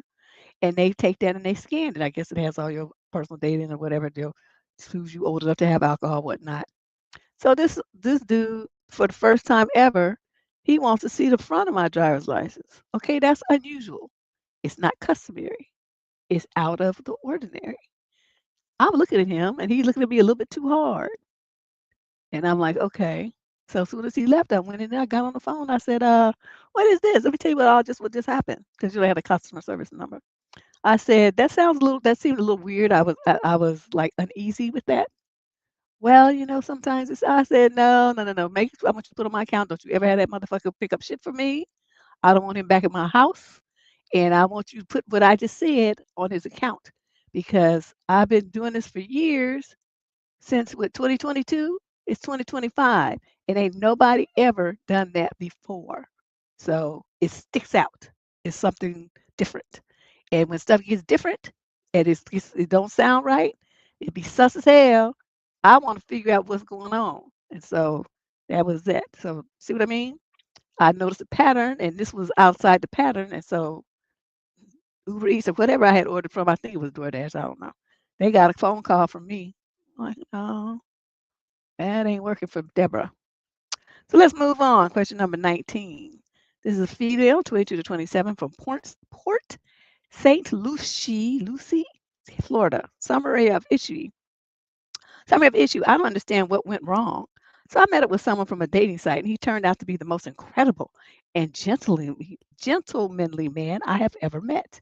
He took me out to an expensive restaurant for our first date in West Palm Beach and then paid for the movies. It was a really good night. We decided to see each other again a week later. We vibed so incredibly well. We had things in common. He seemed very mature and put together. We both have stable, well paying jobs and we both work out, have good and stable family views and relationships, educations, and sense of humor. I was planning our next date with board games, a home cooked meal, and beers. Okay. I started falling pretty quickly for this man. He bought me gorgeous flowers on the second date. I have to admit, we were intimate pretty early on. He initiated, of course, he did. The chemistry between us was just incredible, and I'm a fairly sexual person. So I was down for it, even if I hesitated because I wanted to wait out initially. Our next dates consisted of beautiful nature hikes and drives. We started from texting every day to me waiting hours and hours for his replies. He canceled on our next date because he had family arrangements, to which I finally got the hint that he probably wasn't wanting to see me again. I told him he could just let me know if he didn't want to see this going further. He blamed the distance between us less than an hour, so it's not very far at all. But he wanted to stay in touch and liked being with me. Yeah, right. So here I am, pretty heartbroken. He said on his dating profile that he was after something serious, which I was too. I was confused as to why he initiated intimacy so early on if he wanted to be serious, as I wasn't expecting anything, I was just enjoying his company. Because I'll tell you in a minute why that happened. I feel worthless. It actually feels worse when someone puts so much effort into you only to ghost and ditch you shortly after. Even though I'm confused, deep down I have a feeling he was only after intimacy all along, but it hurts thinking I wasn't the exception. I truly like this man and I feel tricked. I just don't understand the dating world in this generation. We are fully cooked. No, you ain't cooked. You just dumb. Let me just tell you how you got played. Well, you played yourself, really. Okay, so somebody who's a master at seduction is going to do exactly what he did. Okay, you met him from a dating site. Okay, automatic minus 50 on the good person scale in my book. Okay, just to me, only knuckleheads and idiots are on dating sites. Okay, so he takes you out to expensive dinner in West Palm Beach, and then he took you to a fucking movie, and you all excited. Okay, do you know when I take myself out to dinner, I spend $200 on myself? That's so a dude taking me out spending that kind, and I'm not gonna be impressed with that. That it takes a whole bunch to impress me. I'm rolling my own way through life. You know what I mean? Why you don't think I work so hard? I work so hard so I can go and do what I want to do with my money and not have to depend on nobody else to do it for me. Well, there's been times when I've been very broke, and then there's times when I'm just balling like a plate, like a, you know, I've been at both ends of the spectrum. So I mean, where I am now is comfortable. I'm not, but I'm not broke either. So I'll stay here. This is good. So here you go. You had things in common, and you got good jobs, and you both work out, and you have all these things. Okay, these opinions, these activities, these hobbies and interests. Those are cute, but those are not the kind of things that you base a relationship on. You have to have morals. You have to have values. You have to have similar outlook, life goals, this kind of stuff. How does he roll through life? What kind of character does he have? Is he a man of his word? Does he have integrity? Those are the kind of things that you should have been looking for instead of y'all like the same fucking movies. And you have jobs that pay well. Obviously, he got a job that pay well. That's why he took you to West Palm Beach. Restaurants not inexpensive. Well, see, but so he was trying to impress you and seduce you, and it worked because you just goofy. So then you fell in love because he brought you some fucking flowers, and you let him come over, and then he initiated some booty, and then you went for it. And then you had nature hikes and drives, so free shit. Wasn't spending no more money. He had already accomplished the goal. That was as much as he was gonna spend on you. So then you finally figured out that he wasn't gonna that he was putting this distance between you. Whenever they throw up family, work, aging parents, or children, it's an insurmountable barrier. They put that up because they know it's nothing you can argue about, and it automatically means that whatever they say after that is you have to accept it, right? So they do that. I had this one friend, and she was doing dating this dude. He did the same thing to her, and she was all enamored of him. And I looked at him, he looked like a fucking leprechaun. I'm like, okay, and I'm not talking about Ed Sheeran leprechaun. I mean, like the Lucky Charms leprechaun, just funny looking. And so I'm like, okay, wait, what's up with this? He must be packing. And so, dude, and she was just all over him. She was just all over him. To get away from her, this motherfucker said that he was moving to Europe. He changed his phone number and deuced out. I don't know. Some women just, I don't know. So, the thing about it with a situation like this young lady, when you're going to sleep with a dude that you don't even fucking know, you have to have a certain mentality. And that mentality is, I'm just here for the good time. I'm not here for the long time.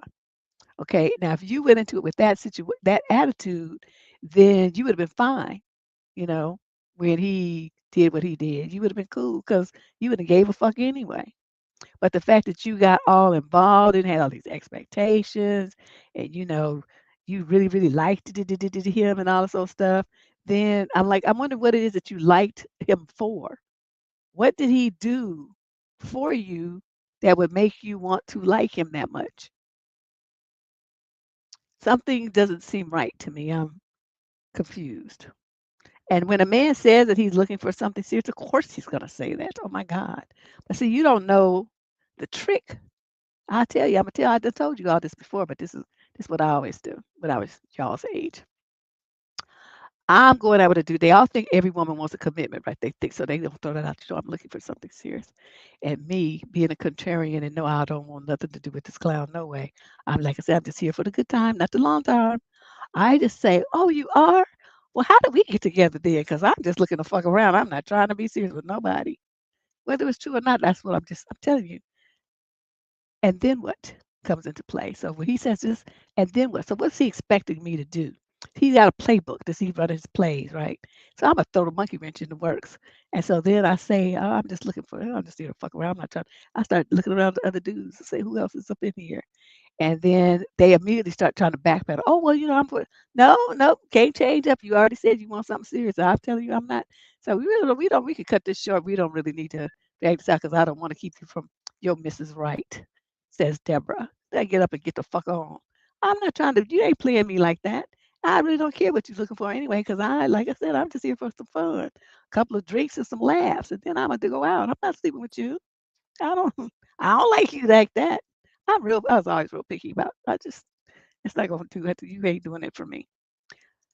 And if they say, oh, I'm just looking for I just want to I'm enjoying being a bachelor. I'm just enjoying being single. I just want to, date around this and that. Oh, really? Well, same line. How did we get together then? Because I was thinking about getting married by the next year and a half or so. I want to get married. I want to have one man. I want to have a family. And I started singing that old song and stuff. And then they just be looking at you. But either way, no matter which way it was, whatever way he said, I'm going the opposite direction. And because I don't really want to be bothered with him anyway. But yeah, because once they start trying to play those games, because any dude is talking about what he's looking for in the first date or two, or even on the phone before you even meet him, is game. Okay, nobody knows what the fuck they looking for. They have an idea in the back of their mind what they might eventually like, but does that mean they want it now, or does it mean that they want it what you know? So there's no reason for them to say that except for seduction. If more women understood that, you would not be paying so much attention to what these clowns say. Who gives a fuck what they talking about? What they talking about in the first place? They just talking shit. And y'all be sitting up there believing it. I want you to stop doing that. Stop being so brand new. It drives me crazy. Question number 20 of 24. This is a young lady, 34, from Bolton, Greater Manchester in the UK. The male's 35 to 41. Summary of issue. My boyfriend wants me to conform to his lifestyle. My boyfriend is 33 and I'm 29. He has this really big issue about my job and the hours that I work because, and I quote, they don't suit my life, end quote. For context, I work in healthcare. My shifts are 12 hours, 2 or 3 shifts a week. I've worked these shifts as long as I've been with him, which is more than 3 years. And up until now, we've never had a problem. He works a 9 to 5 Monday through Friday. Recently, he started being on my case about reducing my hours to a regular 9 to 5 shift and telling me that if my company can't adjust my schedule, then I must look for another job because he needs to be home at a quote decent time. His reason for me needing to be home is that he has to wait until I get home to have dinner. That when I'm not home, the dog doesn't get walked till late because therefore I'm neglecting the dog, and him being annoyed that I have to leave to walk the dog. He gets walked twice a day and by me. And if I'm at work, he gets a visit during the day for a toilet break and snack before my partner gets home at 5. And it's also not fair that he has to sit around bored waiting for me to come home. So I need to make a change because if I'm not, he won't be staying and putting up with him. Boy, then bye, motherfucker. You know what I mean? I've tried explaining there's only a few evenings a week that I'm not here. I prep dinners so that all he has to do is cook them and told him I'm happy to reheat mine when I get home, but he says he can't be arsed. And I inevitably end up cooking for both of us when I get home. I suggested that he can take the dog for a nice walk before I finish, that if he is bored, therefore I can spend more time with him, but he won't do it because, quote, your dog's not trained in pulls. But he hasn't walked the dog in forever and won't accept that he doesn't pull anymore. I feel like I'm offering solutions to his predicament, but I am meat with excuses. I told him if he helps me, it ends up helping him. This is just one issue of many he has at the minute. He is becoming completely overwhelming with his ADHD that he isn't taking anything for and refuses to go to the doctor about it. See, to me, then they don't have it. It's just, just talking shit, putting up excuses. He puts time schedules on everything, on himself, just as much as he does me. And if something isn't done by a certain time, then his mood is just dreadful. Why do you put up with this? I'm pretty sure he has some sort of OCD because, God forbid, anything gets left laying around. I find work to be a distraction from home and my personal life at the minute as my family are going through some difficult situations and with me having to deal with my partner on top of it. I am really reluctant to reduce my hours. On one hand, I'm tempted to try and change him to stop him from complaining, even if it means I lose money this way. You're not going to do that. But on the other hand, I'm like, fuck him. If he wants to break up over a few hours of work, then he can just leave. And the whole situation is seriously draining me. I can't figure out if he's just being controlling or whether he does just want me to be home together. What should I do and how can I cope with his current fixation? You can dump his ass.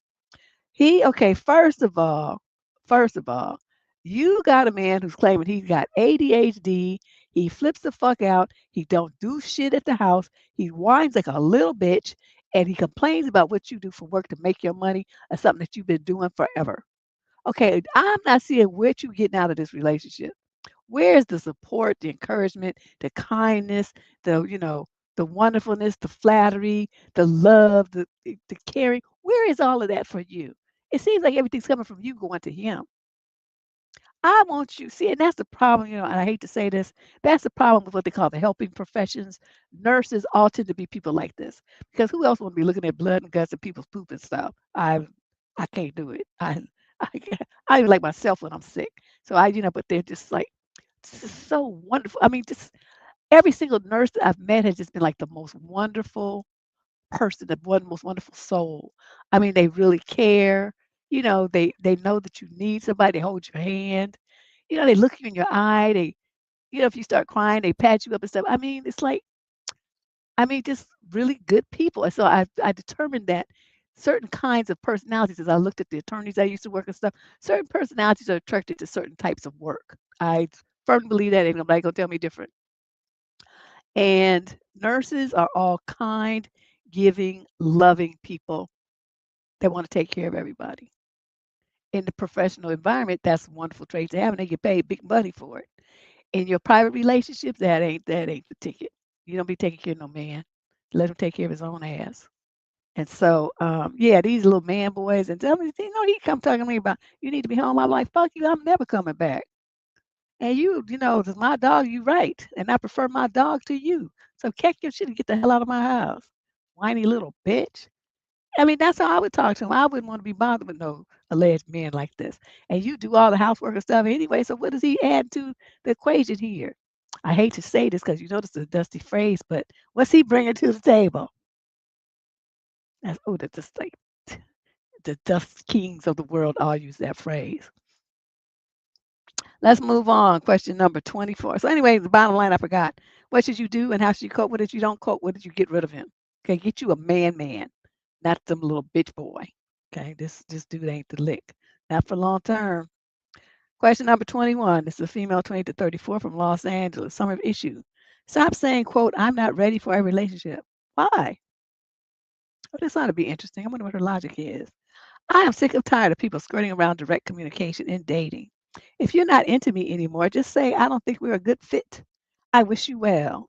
That's what I say at least. But when I, a woman, like a guy and he's not feeling the same, he'd say stuff like, I'm not ready for a relationship or I got to work on myself. I feel so overwhelmed, but I want to keep seeing you. This isn't over.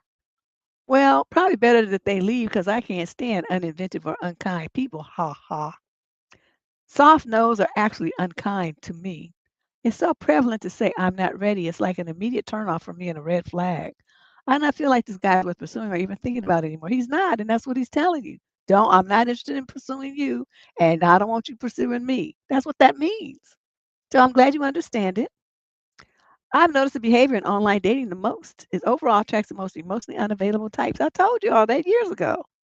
What other man wants to sit there and flip through a bunch of pictures of a woman and pick a woman by a picture online? Please explain to me what kind of shallow person that would have to be to think that that's how you pick a life partner. Men who are normal, I mean, who know how to talk to people, communicate, interact, they don't need to go online. They can meet you in the grocery store. They can meet you at the doctor's office. They can meet you at the library. They pretty much meet you anywhere you go. The car wash while you wait for your car to get detailed. I mean, it's you're at a restaurant, like I said. One of the I'll say here another side story. One of the most interesting lunches I ever had when I was working in Palo Alto at this law firm. I went to lunch at this Italian restaurant. It was a late lunch, like like to say the restaurant closed at 3. I was going to lunch at 2. I mean, it was super late. And so I'm in there, I'm sitting down, waiting for my food. And I saw this older white guy, sitting there at the table by himself. And he kept looking at me, and I was, kind of getting creeped up. Like, okay, because at that time, Palo Alto didn't really have too many black folks in it. It's better now, but this was in the just in the 90s. And so he says, young lady, I don't mean to be forward or anything, but I'm really lonely eating by myself. Would you mind having lunch with me, and I'll pay for your food? I'm all over that shit. So I topped up and I told the dude, bring my food over here. And he said, add it to my bill. I'm like, okay. He said, would you like a glass of wine? I was at work, but I said, sure. I'm not going to ever pass up liquor. Not Deborah. Not in this lifetime, maybe the next one. So I had a glass of wine with my Italian food. Honey, I was living large. Now, this is where it becomes interesting. This guy started to tell me about his life because I'm looking at him. He says, well, do you work around here? I said, yeah, I work at, Blakely Blake Law Firm right up the street. And he's like, "Oh, yeah, I used to be a lawyer for one of our competitors on the other side of 280." And I said, "Oh," so he talked about that and how he was like this high-powered person making millions. And I okay, I said this is in the 90s. He's already making several million a year from being an attorney then. Okay, and I'm looking at, I mean, you could tell, he had that aura of power and uh domination and competence. I mean, just the way he was talking and sitting and stuff, you could tell. And so he tells me that, I said, oh, so, did you have a family or something? I mean, it sounded like you worked a lot of hours. He said, oh, I did. And, my kids grew up without really seeing me. And my wife got so tired of me not being around that she had an affair and then she left me. And he said, and she left me right after I had a heart attack. She didn't want to stay and take care of me. I was like, oh. So this man is a complete stranger now. He's telling me this, right? I'm because he wasn't eating his food, so I helped myself to some of his.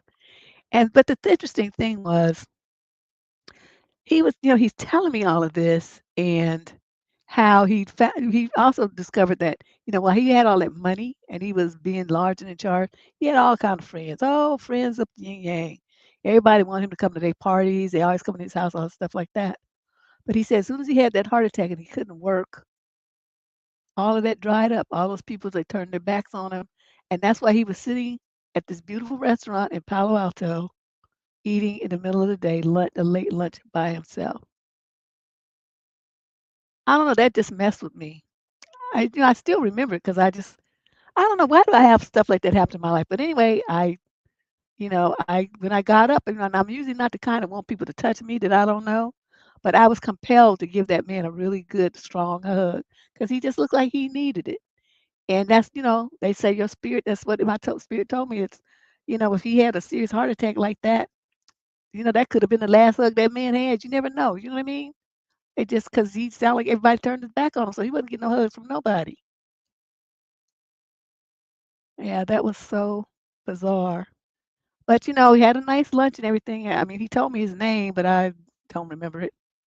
And so I never looked for him or anything like that, looked him up or anything. But um, those little human stories, where people tell you about how they messed up, so they don't want you to do the same thing.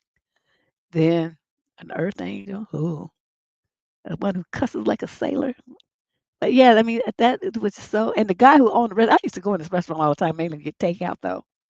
And he just sat there looking at me, talking to this man. And when I gave the man a hug, he was like, because I was known to be kind of stiff. I don't talk to people, and I don't want you touching me, and don't sit too close to me either. I'm that kind of person. But this guy was just different. I don't know. So yeah, I just wanted to share that story with you. I don't even know why I'm talking about that, but um, that was that was interesting. So you, lady, now you're talking about people not being ready for a relationship. That's what I'm supposed to be talking about.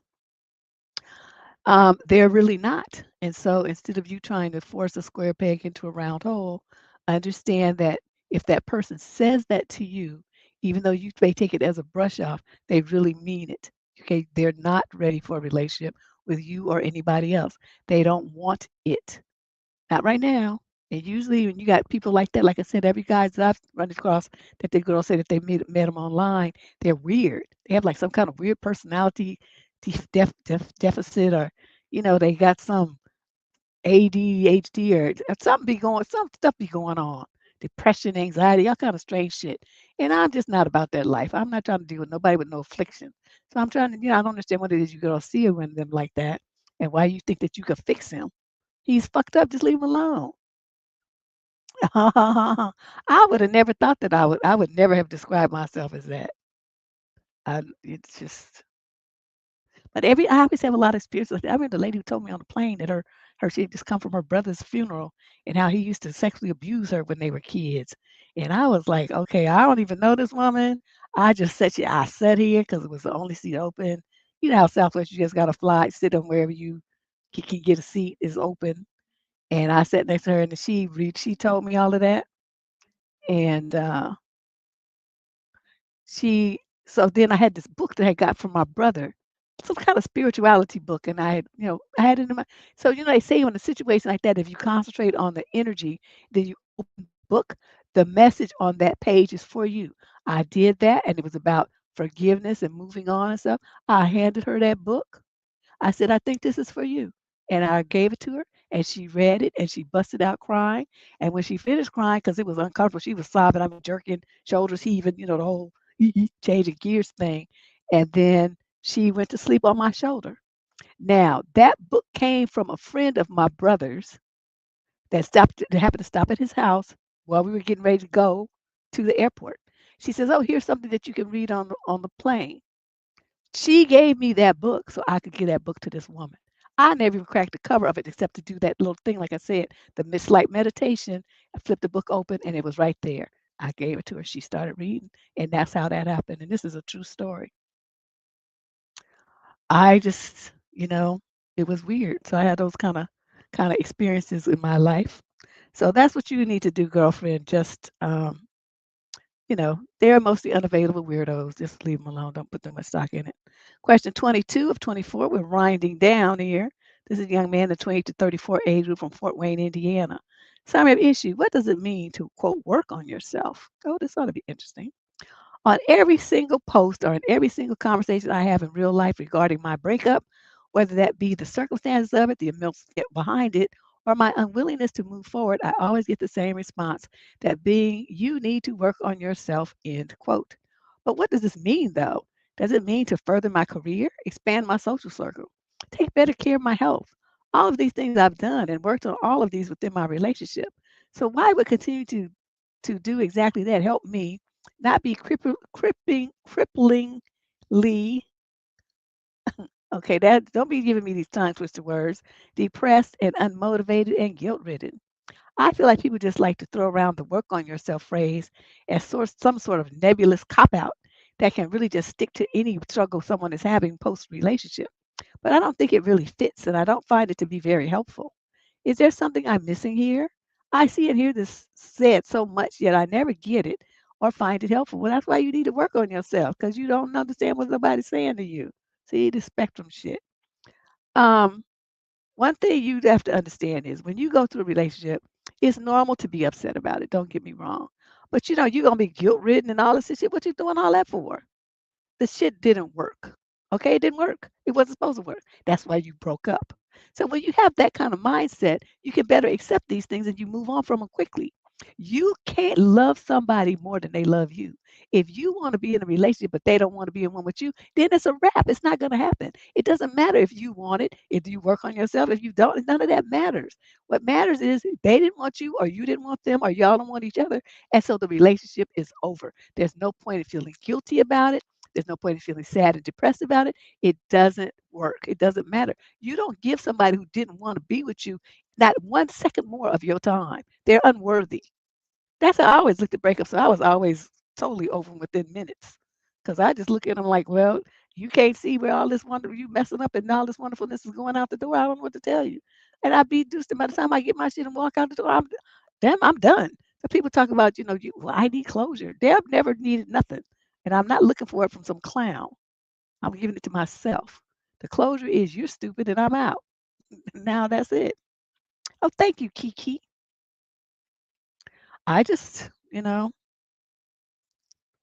that's the helpful. So, you said you have guilt and you feel, that you need to expand your social circle. That's not what this means. This all means internal things. These are the things that you feeling unmotivated and stuff. That's what they mean. Work on yourself so that you get past all these negative emotions and this self-blaming, guilt, and all this stuff. You work on those things so that you're a whole and happy person. Because only if you're a whole and happy person are you going to attract a whole and happy person. So somebody who's like, depressed and weird and stuff, they don't want to be with you. They would, it's like, that's too much of the same thing going on. Y'all can't really affect each other in a sensible way.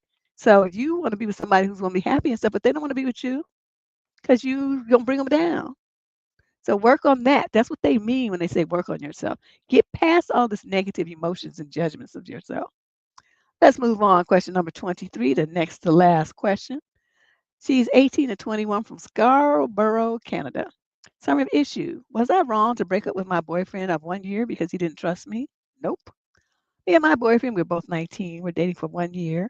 He was super sweet at first and did everything for me. We went on dates and he brought things for me. He was just the best. But in August, we got into an argument because I asked him for an open relationship. I was just wondering, you asked him for what? Are you out of your mind?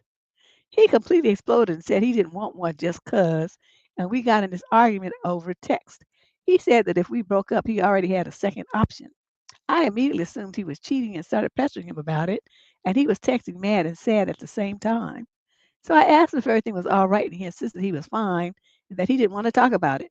I got mad because wouldn't tell me what was wrong and asked him if he didn't trust me, and he said no. I told him we were done. Ever since he's been asking to get back together. I don't know what to do. Well, he's stupid and so are you, two idiots. First of all, what in the world would you do telling your boyfriend that you want to be in an open relationship? Are you out of your mind? Do you understand how disrespectful that is? When dudes do it to girls, I tell them the same thing. He's just stupid. And he's garbage. He doesn't have the same idea of a relationship as you do. What are you doing? Oh, Kimberly finally showed up. So, I'm like, well, that's not the kind of relationship that you want. And you proposing that to a man and you know that's not the relationship that he wants. What are you doing? And then you want to try to say, make it seem like he's in the wrong, that because he doesn't want to be bothered with it, he got another option lined up, just waiting in the wings for him to be free of your silly ass. That means he's cheating. That doesn't mean he's cheating. That means he's got somebody who's interested in him. He knows the person's interested in him, but he turned him down because he was with you. That's what that means. But instead, you're gonna try to flip it to make it seem like he's as nasty minded as you are. Okay. You should know what was wrong. You said some shit to him that you shouldn't have said. Any woman who would approach a man talking about I want to have, an open relationship, of course he's not going to trust you. I mean, that's like like B follows A. You know what I mean? That's not rocket science here. You don't want to do, you're not going to get back together with him because you want an open relationship, remember? And he doesn't. So there's no point in y'all getting back together. Plus, it's too much stupidity walking around calling itself a couple anyway. Just stupid. Question number 24, the last question. Oh my God, I swear I need a drink. Here's Bevmo. These people. Male, 18 to 21. He's from Ventura, California. Summer issue. My little brother is taking me being away at college really hard. I am 18 and I started college this fall at an in-state university 4 or so hours away. I have a little brother who's 14. I visit home for the first time this past weekend. Saturday night, he came into my room after I was already in bed and asked if he can sleep with me tonight. I thought it was a strange request, but I said sure. He gets in bed and I ask if everything is okay. He started crying and saying he misses me a lot and says he doesn't want me to go back and leave him all by himself.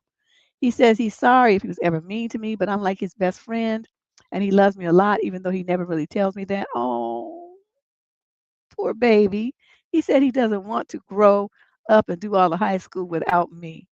He feels I'm moving on without him and it's just quiet and boring at home with just our parents and they don't understand him like I do.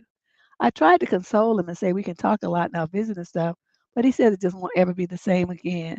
He just sobbed and scooted closer to me and hugged me tight. Eventually, he fell asleep, too, still holding on to me. I didn't sleep well because he was all up in my space, but I tried really hard not to disturb him. Poor little kid. Can you imagine? The next morning, I got up and he was still asleep.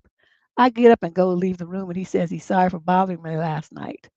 I said, it's okay. He says, please don't tell mom and dad about this. I asked, why not? He says he's fine. He doesn't want everyone making a big deal about it. So I say that I won't. Later, my mom mentioned to me that she noticed my brother was in my room and if everything was okay. I said, yeah, we were just catching up and he fell asleep, so I don't want to disturb him. She seemed to buy it. So I left on Sunday afternoon. My brother was playing a video game and hardly acknowledged me. I've been trying to check in more with texts and calls, but he's been very slow to respond. I'm not sure what to do. Should I tell my parents? Nope. Come home more often? Yep. Help me, please. I love my little bro, and it kills me to see him like this. I can tell you do. Um, this is hard because it's a transition that you have to make. When I went away, my little brother was the same way, but he didn't do that. What he would do, he would call me. He would call on the phone. That boy never called nobody. He would call me on the phone and he would say, "Oh, this is," just say his name like I didn't know. And then I'd say, "Hi, what's going on?" And he wouldn't really say anything. He just wanted to hear my voice. So it took me a minute to, pick up on it and figure out what was going on. So then I would just chatter about nothing, whatever. Something happened at work, how stupid, something I saw, or something, the pigeon that tried pooped on somebody's head, or I mean, just whatever I noticed that day that happened in my life, which is kind of stuff we used to do, we lived at the house together with my parents. And so that seemed to, make him feel better. So we had to do that for about a year. And then, you go home in the summertime and on breaks and stuff like that. I'd see him then. But those phone calls, it was I mean, that's how he was able to deal with me being gone. And the other brother, he didn't care when they it was me. He was attached to me. His very first words were my name, not mama dada. It was Dee. That was me. And so, we were really tight. And so that just broke my heart. So I totally understand where you're coming from, my brother. I just been there.